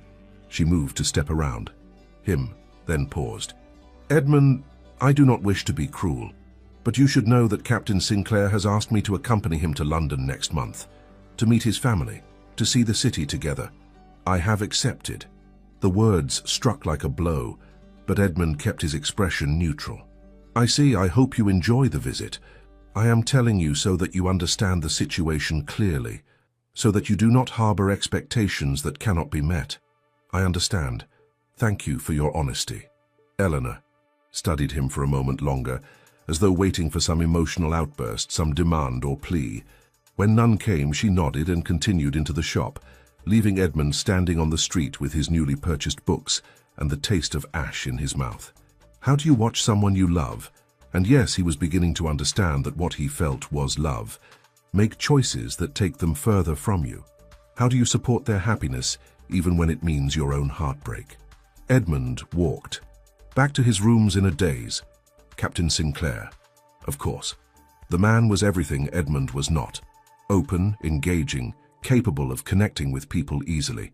And Eleanor clearly enjoyed his company, felt comfortable with him in ways she had never managed with her own husband.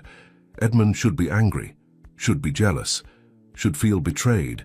Instead, he felt nothing, or not nothing, but something too complex to name. Sadness, certainly. Loss. But underneath those expected emotions, something else. Something that might have been acceptance, or the beginnings of it. If Eleanor found happiness with Sinclair or with anyone else, was that not better than her returning to a marriage that had brought her nothing but loneliness? Did loving someone not mean wanting their well-being, even if that well-being did not include you? The thought was radical, revolutionary, entirely foreign to everything Edmund had been taught about marriage, property, a husband's rights. But sitting in his sparse rooms, that evening, He found himself turning it over in his mind like a strange new jewel, examining it from all angles. Perhaps this was what Eleanor had meant about transformation. Not just changing his behavior toward her, but changing his fundamental understanding of what it meant to love someone, letting go of possession, of entitlement, of the assumption that because you wanted something, you had the right to it. Learning, perhaps, to love without demanding anything in return. The next weeks were a study in quiet endurance. Edmund maintained his routines, writing in the mornings, walking in the afternoons, reading in the evenings.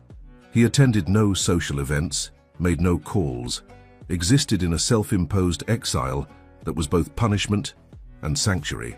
He saw Eleanor occasionally, always at a distance, walking in Sydney Gardens with Captain Sinclair, emerging from the pump room with Lady Philippa, once laughing at something in a shop window, looking so carefree that Edmund's chest ached.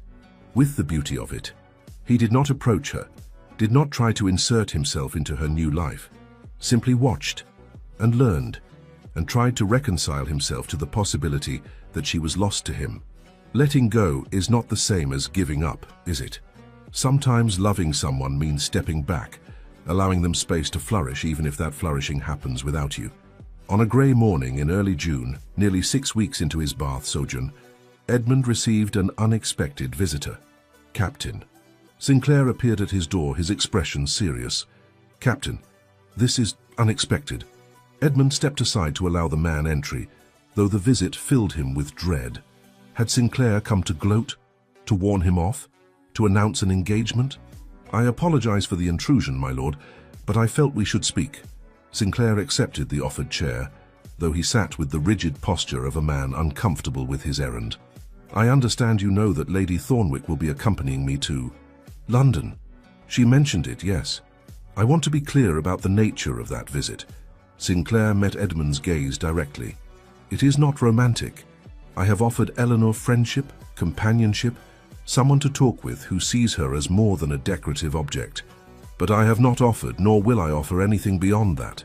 Edmund felt something in his chest loosen fractionally. "May I ask why you are telling me this?" "Because despite everything, Eleanor still speaks of you. Not often, and never without pain, but she speaks of you nonetheless. She is torn, Lord Thornwick, between the hurt you caused and the hope, that damned hope I mentioned before, that perhaps you might actually change." "I am trying to change." "I know. I have been watching." Sinclair leaned forward, his expression earnest. "Do you know what I see? A man who has stopped performing, who has withdrawn not out of defeat, but out of respect for her wishes, who asks nothing while offering everything. It is unusual, and it is beginning to affect her." "Affect her how?" "She is conflicted, confused. She came to Bath to escape you, to find clarity, and instead you have remained, not pursuing, not demanding, simply present. It undermines her certainty, makes her question whether she was right to leave, whether there might be a chance for reconciliation." Edmund's heart was beating faster now. "Is that why you have come? To tell me this?" "I have come to tell you that I am removing myself from the equation." Sinclair stood, beginning to pace in the small room. "My sister's husband died last week.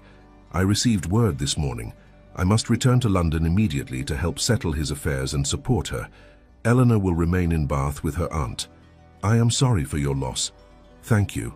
Sinclair paused, fixing Edmund with a serious look. "Before I leave, I need to know, are you genuine? Is this transformation real, or are you simply waiting for the right moment to slip back into old patterns? Because if you hurt her again, Lord Thornwick, I will make it my personal mission to ensure everyone in London knows exactly what kind of husband you are." The threat should have angered Edmund. Instead, he found himself respecting the captain more for it. "It is genuine, or I am trying to make it genuine. I cannot promise I will not fail. I am certain I will, in fact. But I can promise I will keep trying, that I will not stop trying." Sinclair studied him for a long moment, then nodded. "That may be enough, or it may not, but it is more than you offered before." After the captain departed, Edmund sat in silence, processing this new development. Eleanor would remain in Bath, but without Sinclair's presence as a buffer. Would she be more open to conversation now? Or would she withdraw further, fearing Edmund might take advantage of her companion's absence? There was only one way to know, and it required the thing Edmund found hardest: patience, waiting without expectation, being available without being intrusive, demonstrating through action rather than words that his transformation was real. He returned to his writing, his reading, his quiet vigil. But now, alongside the exercises in self-examination, he added something new: gratitude, for each day, for the chance to become better, for the fact that Eleanor was in the world, even if she was not in his life. It was a small shift, but it felt significant, moving from grasping to grateful, from demanding to appreciating, from trying to possess to simply honoring her existence. Gratitude transforms everything, doesn't it? When we stop focusing on what we lack and start acknowledging what we have, even if it's only the chance to try again, the whole world shifts.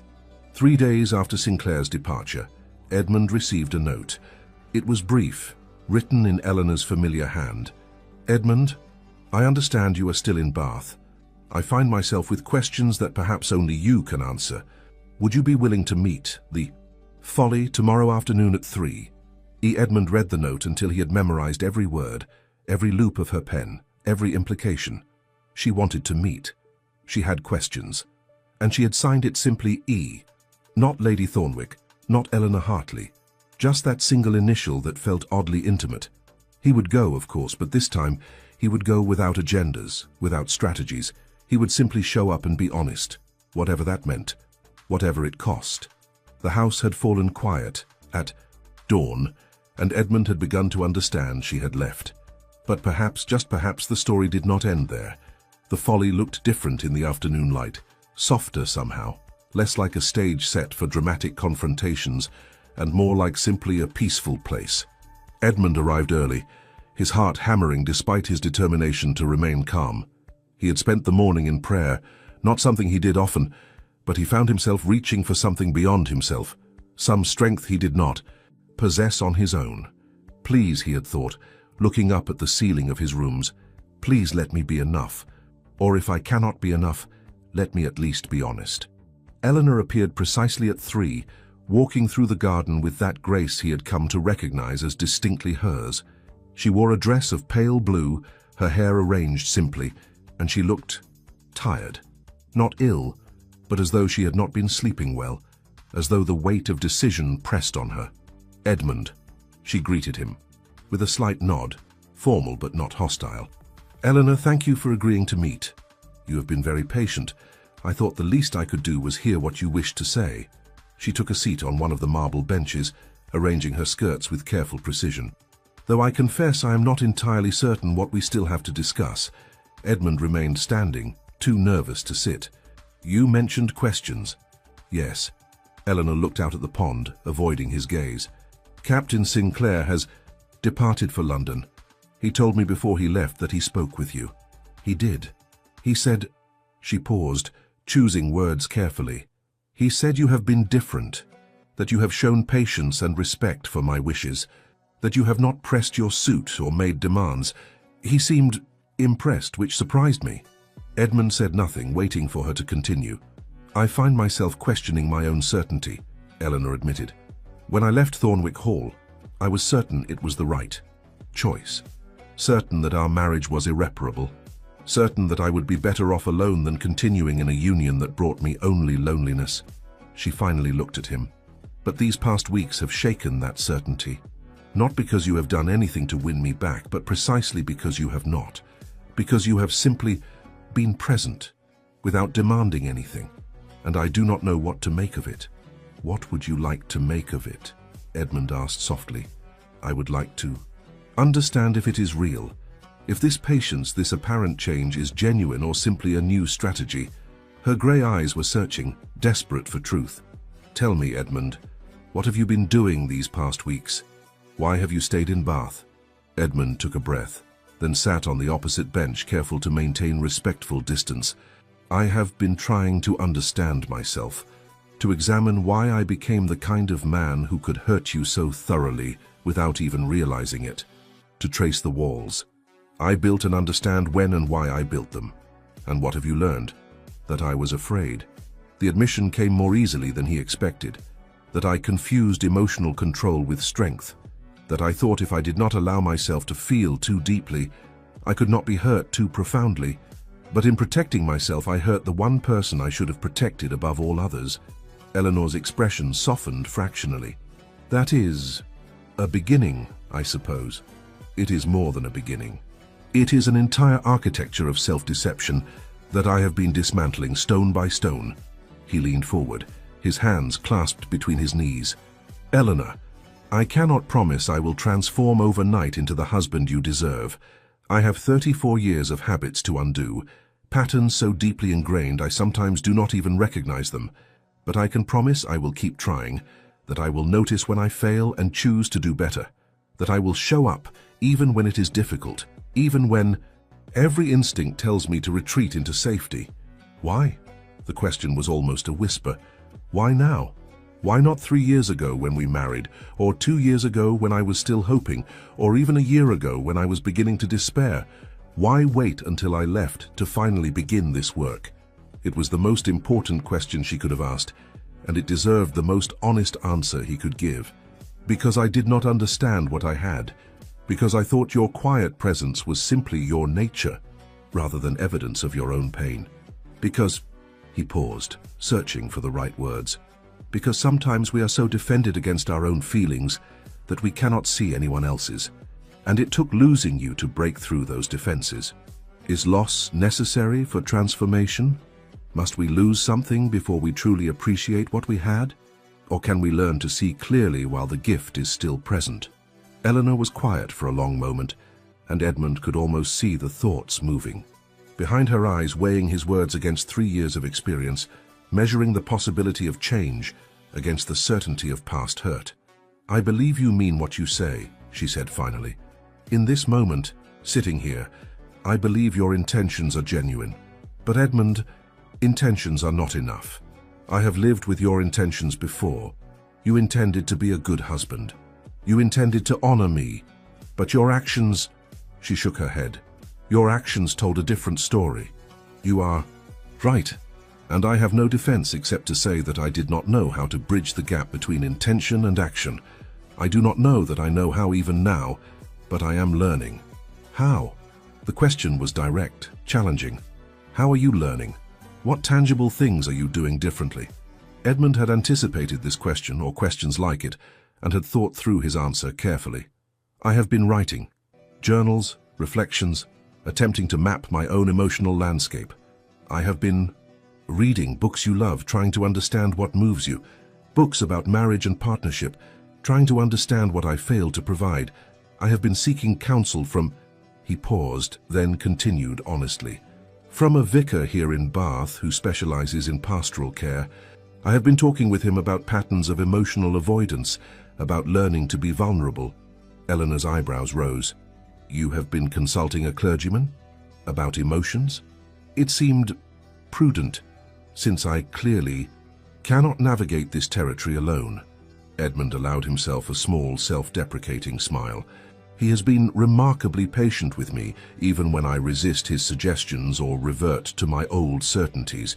He says, change is not linear, that I should expect failures and setbacks, and that those failures do not invalidate the progress. Something in Eleanor's expression shifted, though Edmund could not quite read it. That is more than I expected. Is it enough? I do not know, she said, honestly. Edmund, I want to believe you. I want to believe that people can change, that marriages can be healed, that hope is not foolish.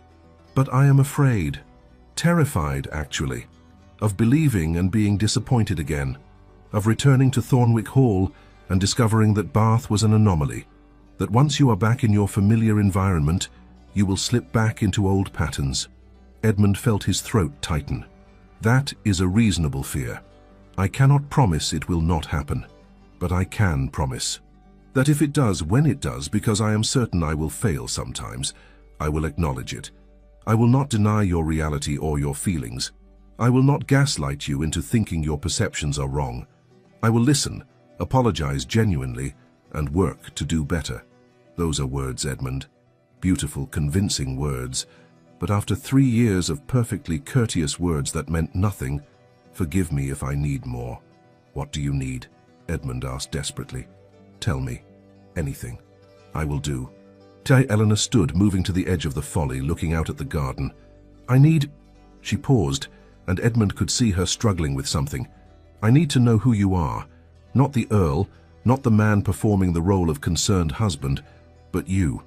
The person underneath all the titles and pretensions, the man who is afraid, who has been hurt, who made these walls for reasons I can understand even if I cannot accept them.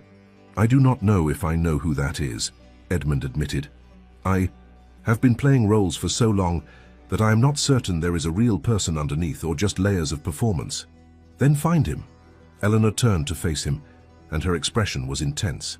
Because I cannot build a marriage with a performance, Edmund. I need a partner, a real human being with flaws and fears, and the courage to show them to me. Can you be that person? The question hung in the air between them, immense in its implications. Could he? Could he shed the armor of propriety and courtesy and control and allow Eleanor to see the frightened, flawed, uncertain man beneath? The thought was terrifying. It was also, Edmund realized, necessary. I can try, he said quietly, and perhaps that is all I can promise. Not that I will succeed perfectly, but that I will keep trying, that I will choose vulnerability over safety, even when every instinct screams at me to retreat. Vulnerability is the portal to connection. We must risk being truly seen, with all our imperfections and uncertainties, if we hope to be truly known. Eleanor studied him for a long moment, her expression unreadable. Then, to his surprise, she laughed, a soft, slightly bitter sound. Do you know what is absurd? Even after everything, part of me still loves you. Despite the loneliness, despite the hurt, despite 3 years of disappointment, some foolish part of my heart still hopes. The admission struck Edmund like lightning. You still... Yes. She met his gaze directly. Which makes me either remarkably loyal or remarkably stupid. I have not yet decided which. Edmund rose, moving toward her with tentative steps, as though approaching a deer that might bolt at any sudden movement. Eleanor, The words caught in his throat, 3 years of emotional constipation making even this simple declaration difficult, but he forced them out, pushed past the fear and the habit and the ingrained resistance. I love you. The words felt strange on his tongue, vulnerable, and exposed. He had not said them on their wedding day, had not said them in 3 years of marriage. Saying them now, with everything uncertain and nothing guaranteed, felt like standing naked in a public square. Eleanor's eyes filled with tears. Do you? Or do you love the idea of me? The convenient, efficient countess who managed your household and made no emotional demands? I love you, Edmund repeated, with more certainty this time. The woman who noticed which tenant farmers needed help. The woman who redesigned the gardens because she saw beauty I had overlooked. The woman who learned my preferences, without me ever learning hers. The woman who tried for 3 years to reach a man too defended to be reached. The woman who had the courage to leave when staying would have been easier. You, Eleanor, I love you. The tears were streaming down her face now. That may be the first entirely honest thing you have ever said to me. Then let it be the first of many. He reached out, slowly, giving her every opportunity to withdraw, and took her hands in his. They were trembling, both of their hands, trembling together. I do not know how to do this, Eleanor. I do not know how to be vulnerable, or emotionally open, or any of the things you need, but I am willing to learn. If you will teach me, if you will be patient with my failures and celebrate my small successes and help me become someone worthy of your love. Edmund, she was weeping openly now, and Edmund felt his own, eyes prickling with tears he had not shed in decades. I cannot come back immediately. I need more time. I need to see that this is sustainable, that you can maintain this openness, even when it is difficult. I understand. But, she squeezed his hands, and the gesture felt like sunlight breaking through clouds. But perhaps we could begin. Not as husband and wife returning to old patterns, but as two people learning to truly know each other for the first time. Could we do that? Yes. The word came out thick with emotion. Yes, we could do that. Then let us begin simply. Tell me something true, something you have never told me before, something that frightens you to say." Edmund took a shaky breath, every defensive instinct screaming at him to deflect, to retreat, to protect himself. But he had promised vulnerability, and vulnerability meant risk. "I am terrified," he said quietly, "that I will fail you again. That despite my best efforts, I will revert to my old patterns and hurt you anew. I am terrified that I am fundamentally incapable of the kind of emotional intimacy you need, and I am even more terrified that if I fail, I will lose you permanently, and I will spend the rest of my life regretting that I finally learned to love when it was too late to matter." Eleanor's grip on his hands tightened. "That is quite a confession. You asked for truth." "I did." She smiled through her tears, a watery but genuine expression that transformed her face. "Very well. Here is my truth. I am terrified that if I allow myself to hope again, to believe that our marriage can be different, I will be crushed when those hopes are disappointed. I am terrified that I am being foolish, that my desire for this to work will blind me to reality. And I am terrified that even if you manage to change, I may discover that I have changed too, that the woman I am becoming no longer fits with the man you are becoming. Those are reasonable fears." "Yes. So where does that leave us?" "Two terrified people, both afraid of failing, both uncertain of success." Edmund considered the question, then found himself smiling, a real smile, the kind that reached his eyes. "It leaves us honest, for perhaps the first time. And honesty, I am learning, is the foundation of everything else." They stood in the folly as afternoon slid toward evening, still holding hands, still afraid but less alone in their fear. Outside, the garden was alive with the sounds of approaching summer, birds settling into evening song, insects beginning their twilight chorus, the rustle of leaves in a gentle breeze. "What happens now?" Edmund asked after a long silence. "Now," Eleanor seemed to consider, "now we begin, slowly, with patience and honesty and no expectations beyond simply learning to see each other clearly. I will remain here in Bath for now, but perhaps you could visit? Real visits, not those stilted drawing room conversations. Walks where we actually talk. Meals where we share more than pleasantries. I would like that."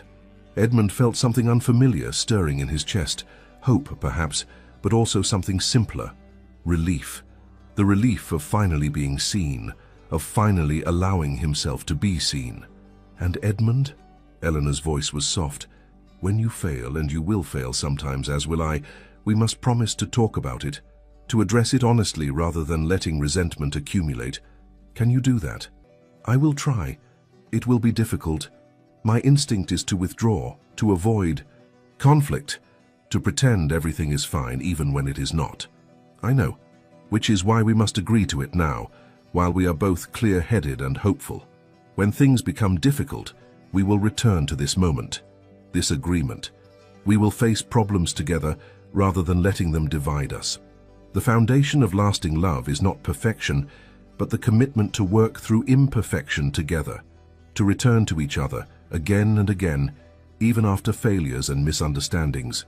They talked as the light faded, slowly releasing their hands but moving to sit side by side on the marble bench, close but not touching, present to each other in a way they had never been before. Edmund told her about his conversations with the vicar, about the journals he had been keeping, about the slow, painful work of excavating his own emotional landscape. Eleanor told him about her weeks in Bath, about the relief of living without constant performance, about discovering parts of herself she had suppressed during their marriage. She spoke honestly about her growing friendship with Captain Sinclair, and Edmund found he could listen without jealousy, could appreciate that the captain had offered Eleanor something Edmund had failed to provide. "I am grateful to him," Edmund said, and meant it. "He saw you when I did not. He reminded you that you deserve to be valued. Even if his presence made me insane with jealousy, I am grateful." Eleanor laughed, a real laugh this time, warm and surprised. "That may be the most mature thing you have ever said. I am trying to grow up. At 34 it seems rather overdue." They parted as full dark settled over the garden with a plan to meet again in 2 days' time. No grand promises, no dramatic declarations, just an agreement to see each other again, to continue this tentative beginning. As Edmund walked back to his rooms, he felt lighter than he had in weeks. Not because everything was resolved. It was not. Not because Eleanor had promised to return. She had not. But because for the first time they had met as themselves without pretense or performance. And in that authentic meeting, something new had become possible. The weeks that followed established a new rhythm. Edmund and Eleanor met regularly. Walks through Sydney Gardens, quiet meals at Lady Philippa's home, even an afternoon at the theatre where they sat side by side and discussed the performance afterward like two people discovering shared interests. They talked, truly talked, about everything and nothing. Edmund learned that Eleanor had always wanted to travel, to see places beyond England's shores, that she had a particular fascination with ancient Rome and had taught herself Latin simply to read Marcus Aurelius in the original, that she feared storms because she had nearly drowned as a child, that her mother's death when Eleanor was 15 had left a wound that had never fully healed. Eleanor learned that Edmund played the violin, but had stopped, after his father declared it an unmanly pursuit, that he had wanted to study philosophy at university, but had been forced into estate management instead, that his carefully controlled exterior hid a mind constantly questioning, analyzing, doubting itself, that he wrote poetry, sometimes terrible poetry he had never shown anyone, but the act of writing helped him process feelings he could not otherwise express. They learned, in short, to know each other, and in knowing, something remarkable happened. They began to like each other. "Tell me something," Eleanor said one afternoon as they sat by the River Avon, watching boats drift past. "When did you decide you loved me? Was it before I left or after?" Edmund considered the question carefully. "I do not know that there was a single moment of decision, but I think—" He paused, reaching for precision. "I think I have been loving you in pieces for years, without realizing it, noticing small things, the way you hummed when you thought you were alone, the kindness in how you spoke to the servants, the care you took with the estate. But I was so defended against feeling that I interpreted these noticings as mere observation, appreciation for a job well done, rather than love. And now I understand that love is made of those small noticings, that it is built from attention and care and the choice to see someone fully. I did not fall in love with you suddenly. I grew into it slowly, while refusing to acknowledge what was growing." Eleanor was quiet for a moment, watching the river. "I fell in love with you at a dinner party 2 years before we married. You were arguing with Lord Ashford about agricultural reform, and you were so passionate, so genuinely engaged with ideas rather than simply performing social pleasantries. I thought then that beneath your reserve there must be depths worth knowing. And when you proposed, I believed I would finally have the chance to know those depths. But I never let you." "No. You retreated into performance, and she sighed. "I did not know how to reach past it. I should have been more direct, more demanding. But I was taught that a lady waits, that she does not push or insist or make herself inconvenient. How much pain could be avoided if we simply spoke our needs clearly, if we refused the roles society assigns and instead chose authentic communication. We have both made mistakes," Edmund said. "The question is whether we can learn from them. Can we?" Eleanor turned to look at him directly. "Honestly, Edmund, not what you hope but what you truly believe. Can we build something new from these ruins?" He met her gaze, refusing to look away, even though his instinct was to deflect. "I do not know, but I know that I am different than I was 3 months ago. Not entirely transformed. I still feel that pull toward emotional retreat. Still have moments where my old defenses rise automatically, but I notice them now. I can choose to lower them, even continue a 1355 when it is uncomfortable. And I will keep choosing that, Eleanor, every day as many times as necessary. That is all I can ask." She reached out, taking his hand in hers, and the gesture felt monumental.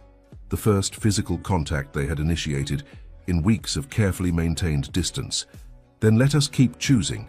Together." 3 months after Eleanor left Thornwick Hall, she returned. Not permanently, not yet, but for a visit, to see how it felt to be back, to test whether the changes they had been building in Bath could survive transplantation to the estate where old patterns were so deeply rooted. Edmund was terrified. He had spent weeks preparing, talking with the servants about new ways of running the household, working with the vicar who had become something like a confessor and counselor, mentally rehearsing how to remain present and engaged even in the environment where withdrawal had been his default. Eleanor arrived on a Tuesday afternoon, and Edmund greeted her at the door himself, rather than letting the butler perform his usual duties. "Welcome home," he said, then paused. "Or welcome back, rather. I do not presume—" "Home is fine." Eleanor smiled, though he could see the nervousness in her eyes. For now, at least. He showed her to her chamber, the same connecting room she had occupied before, but he had made changes. Her books, which she had left behind, were now arranged on new shelves by the window. Fresh flowers, not from the formal gardens, but wildflowers from the meadow she had once mentioned loving, stood in vases throughout the room, and on the small writing desk, a single item, the miniature portrait of her mother that Eleanor had taken to Bath. "I went to retrieve it," Edmund explained when he saw her startled recognition. "From your aunt's. I thought you might want it back, might want to stay." Eleanor picked up the miniature, her eyes bright with tears. "You went all the way to Bath for this?" "I would. Go considerably farther for considerably less." He remained in the doorway, giving her space, aware that this room had been the site of so much loneliness. "I know this chamber holds painful memories. If you would prefer different rooms, more distant rooms, I can arrange—" "No!" Eleanor set down the miniature carefully. "No, this room is fine. Better than fine.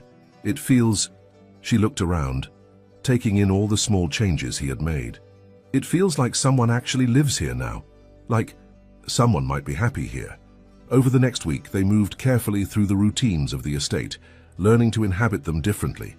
Edmund made a point of finding Eleanor throughout the day, not to check on her or assign tasks, but simply to be present, to ask about her thoughts on estate matters, to share small observations, to sit in companionable silence when words were not needed. They walked the gardens together in the evenings, and Edmund found himself seeing Thornwick Hall through new eyes. The roses Eleanor had planted were blooming now in profusions of color and scent. The kitchen garden she had redesigned was flourishing, providing vegetables for the household with plenty left to share with tenant families. Everywhere he looked, there was evidence of her care, her vision, her quiet transformation of the estate from a showpiece into a living home. "I never noticed," he said one evening as they stood watching the sunset paint the sky in shades of rose and gold. "All of this, everything you created here, I was blind." "You were not looking," Eleanor corrected gently, "but you are looking now. That matters." One evening, nearly 2 weeks into her visit, Eleanor appeared at the connecting door between their chambers. Edmund was sitting by the fire attempting to read but mostly staring into the flames when he heard her soft knock. "May I come in?" He stood immediately, his heart racing. "Of course. Always." She entered, wrapped in a dressing gown, her hair loose around her shoulders, in a way he had never seen in 3 years of marriage. The intimacy of it, her unbound hair, the late hour, the privacy of his chamber, made his breath catch. "I cannot sleep," she said simply.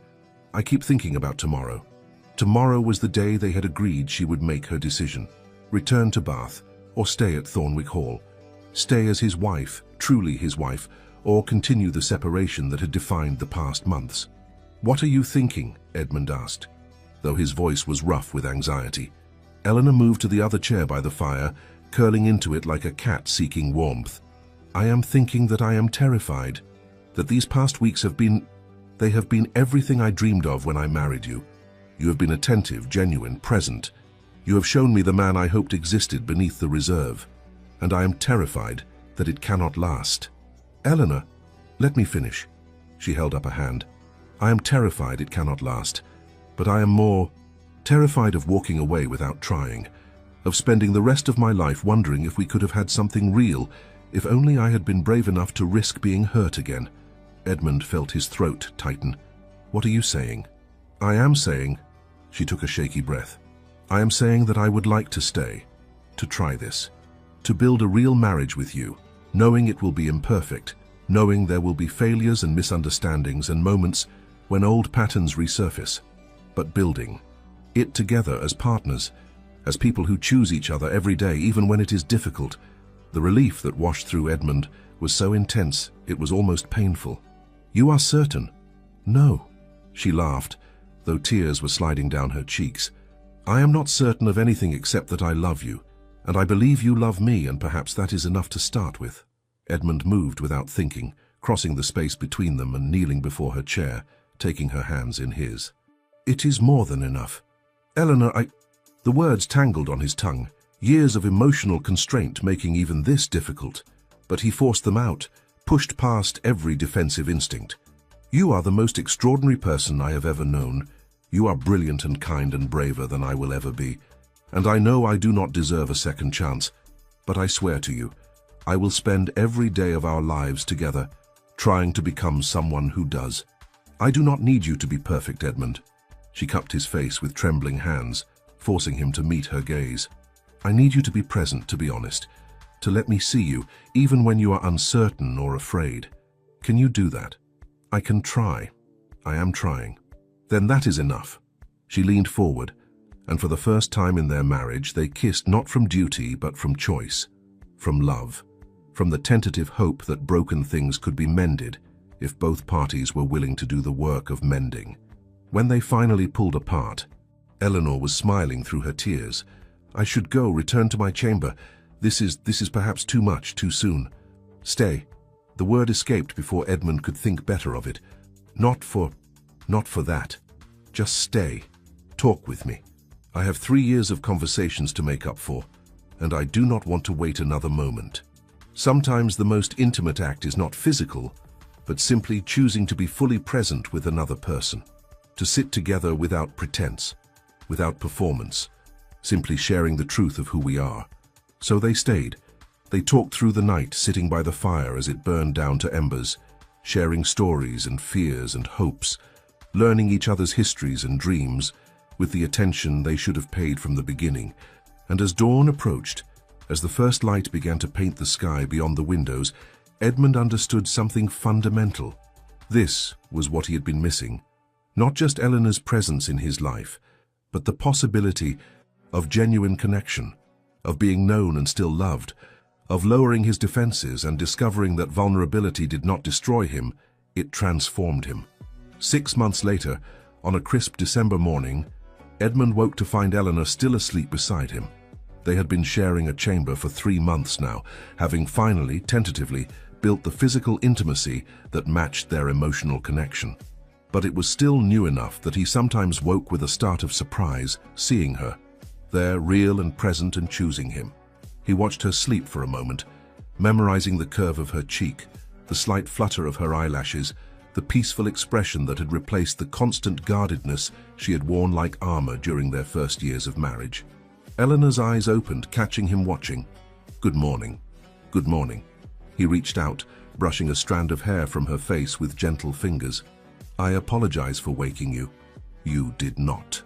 She stretched, cat-like, then rolled to face him more fully. "I was already beginning to wake. What were you thinking about, staring at me like that?" "I was thinking about how the house fell quiet at dawn, the morning you left, how I woke to that silence and finally understood what I had lost." Eleanor's expression grew serious. "Do you regret that I left?" "No." The answer came without hesitation. "I regret that I drove you to it, but I do not regret that you left, because your leaving forced me to finally change, to become someone capable of this." He gestured between them, encompassing not just their physical proximity, but everything they had built together. The conversations, the trust, the genuine partnership. "We could have had this from the beginning," Eleanor said quietly. "If you had been willing to be vulnerable earlier."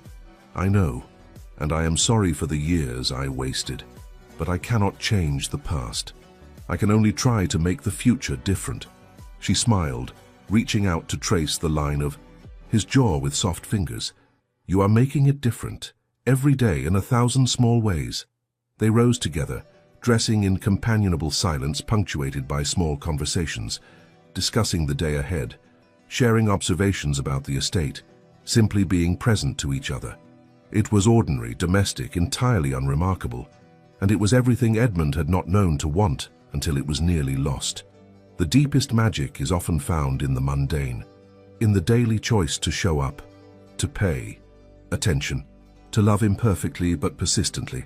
That evening, as they walked through the winter garden together, Eleanor paused by the roses she had planted, bare now, dormant, but alive beneath the surface, waiting for spring.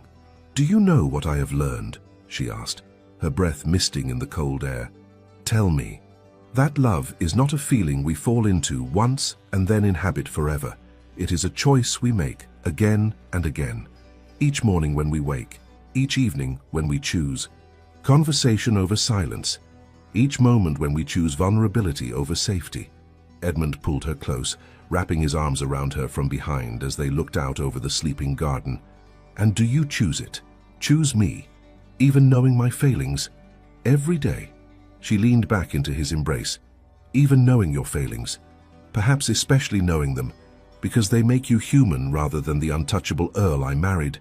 And you, do you choose me, even though I am not the perfectly compliant wife you thought you wanted?" "Every day," he echoed, "especially because you are not compliant, because you challenged me, forced me to grow, refused to accept less than I was capable of giving. You saved me, Eleanor, from myself, from a half-life of performance and distance. You saved me." They stood in silence as twilight deepened. Two imperfect people who had chosen each other, failed each other, and then chosen each other again. The house that had fallen quiet at dawn now hummed. With life, servants preparing dinner, fires crackling in hearths throughout the rooms, the small sounds of a home that was truly inhabited. And Edmund understood, with the clarity that comes from nearly losing everything, that this was what mattered. Not the title, not the estate, not the public performance of aristocratic life, but this, the quiet intimacy of two people learning to truly see each other, the courage to be vulnerable, the choice to keep choosing day after day, even when it was difficult. The house had fallen quiet at dawn, and Edmund had understood she had left, but the story did not end there. It began again, each morning, with the choice to love. And that, Edmund was learning, was the most extraordinary thing of all. We have journeyed together through Edmund and Eleanor's story, a tale of pride, blindness, and ultimately, transformation. But what can we, living in our modern world, learn from this aristocratic romance set 2 centuries ago? The lessons, I believe, are timeless and profoundly relevant to our own relationships and lives. Edmund's greatest failing was not cruelty, but absence. He treated his wife with perfect courtesy while remaining emotionally unavailable, believing that propriety was sufficient. How many of us do the same?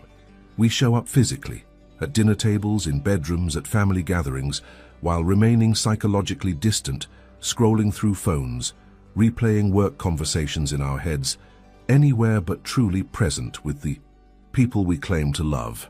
The lesson: presence is not just physical proximity.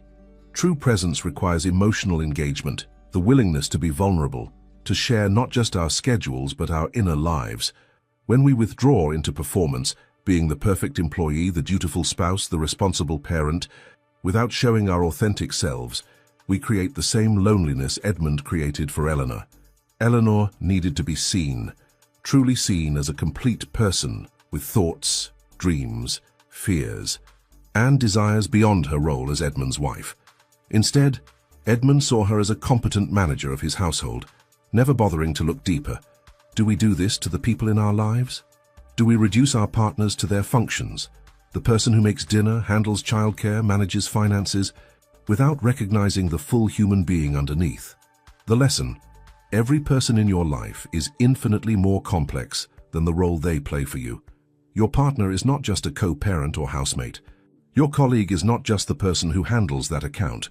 Your parent is not just the person from your childhood, but a full human with their own struggles, dreams, and inner life. Take time to actually see them. Ask questions not just about what they did, but how they felt. Notice the small signals of joy or pain. Pay attention. Edmund's protective walls, built after his heart was broken by Miranda, seemed like wisdom. Do not feel too much, and you cannot be hurt too much. But those walls did not just protect him, they imprisoned him. They prevented not just pain but also joy, connection, and genuine love. How many of us build similar walls, telling ourselves we are being smart, protecting ourselves, when we are actually limiting our capacity for meaningful relationship? The lesson: vulnerability is not weakness, it is courage. Opening yourself to another person, sharing your fears, admitting your failures, expressing your needs, creates the possibility of rejection. But it also creates the possibility of genuine connection. Without vulnerability, we might have safety, but we will never have intimacy. Both Edmund and Eleanor failed to communicate honestly. Edmund never asked what Eleanor needed, because he feared the answer might require him to change. Eleanor never directly stated her unhappiness, because she had been taught that ladies do not make demands. This mutual silence created years of unnecessary suffering. The lesson: clear, honest communication is not optional. For healthy relationships, we cannot expect others to read our minds or intuit our needs. We must speak them. And equally important, we must create the kind of atmosphere where others feel safe speaking theirs. This means not just talking, but also listening. Truly listening without defensiveness, without immediately problem-solving, just hearing. What ultimately began to change Edmund? Attention. He started paying attention to Eleanor, to the evidence of her care throughout the house, to her interests and preferences, to the person she actually was rather than the person he had assumed. This attention was itself an act of love. The lesson: attention is love made visible. In our distracted age, giving someone your full attention is a radical act. Put down the phone, turn off the TV. Look at the person speaking to you. Notice the details of their lives. Remember what they mention matters to them. This kind of attention says, "You are important. You are worth my time. I see you." Edmund's transformation was not instantaneous or complete. He struggled. He failed sometimes. He had to consciously choose again and again to act differently than his instincts suggested. This is realistic. Real change is difficult, incremental, and requires persistent effort. The lesson: if you are trying to change patterns in your own life or relationships, be patient with yourself. Change is not linear. You will have setbacks. The measure of growth is not perfection, but persistence. Can you notice when you fall back into old patterns? Can you apologize genuinely? Can you choose differently next time? That is what matters. Edmund could have blamed Miranda for his emotional unavailability, or blamed his father for teaching him that feelings were weakness, or blamed society for its expectations. Instead, he took responsibility for his choices and their impact on Eleanor. He did not justify or excuse, but acknowledged, "I did this. I hurt you. I am sorry." The lesson: we all have reasons for our defensive patterns, childhood wounds, past betrayals, cultural conditioning. Understanding these reasons can help us have compassion for ourselves. But understanding is not the same as excusing. At some point, we must take responsibility for the impact our behavior has on others, regardless of our intentions or our history. Perhaps most surprisingly, Edmund had to learn that loving Eleanor meant being willing to let her go, to support her happiness, even if that happiness did not include him. This is radical love, wanting good things for someone not because it serves you but because you genuinely care about their well-being. The lesson: true love is not possessive. It does not cling or demand. It certainly does not hold someone hostage to our own comfort. Sometimes loving someone means giving them space to find themselves, even if that process takes them away from you. And sometimes, not always, but sometimes, that freedom is what creates the possibility for genuine connection. Edmund and Eleanor could not erase their painful history. They could not start their marriage over as though those 3 years had not happened, but they could start from where they were, with honesty about the past and commitment to building something different going forward.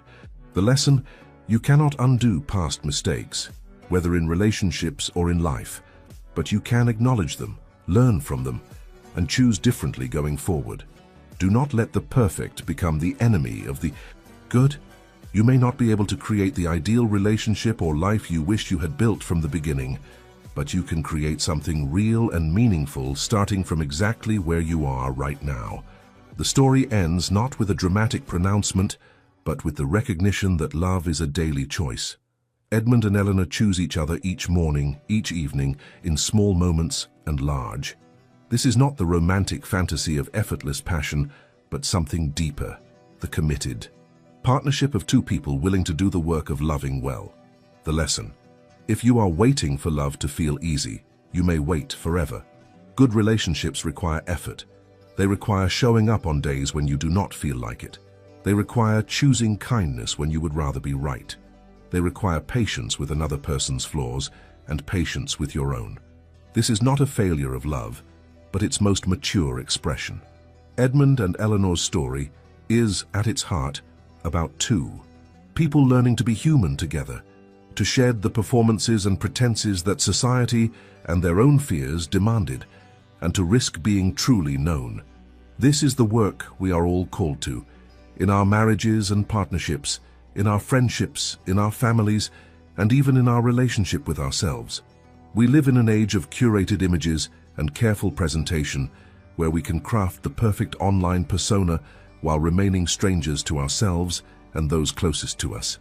Edmund and Eleanor's journey reminds us that beneath all our roles and performances, we are simply human, flawed, frightened, hopeful, capable of both tremendous damage and tremendous growth. The question is, will we have the courage to be seen, to see others, to choose vulnerability over safety, attention over distraction, growth over comfort? The house fell quiet at dawn, and everything changed.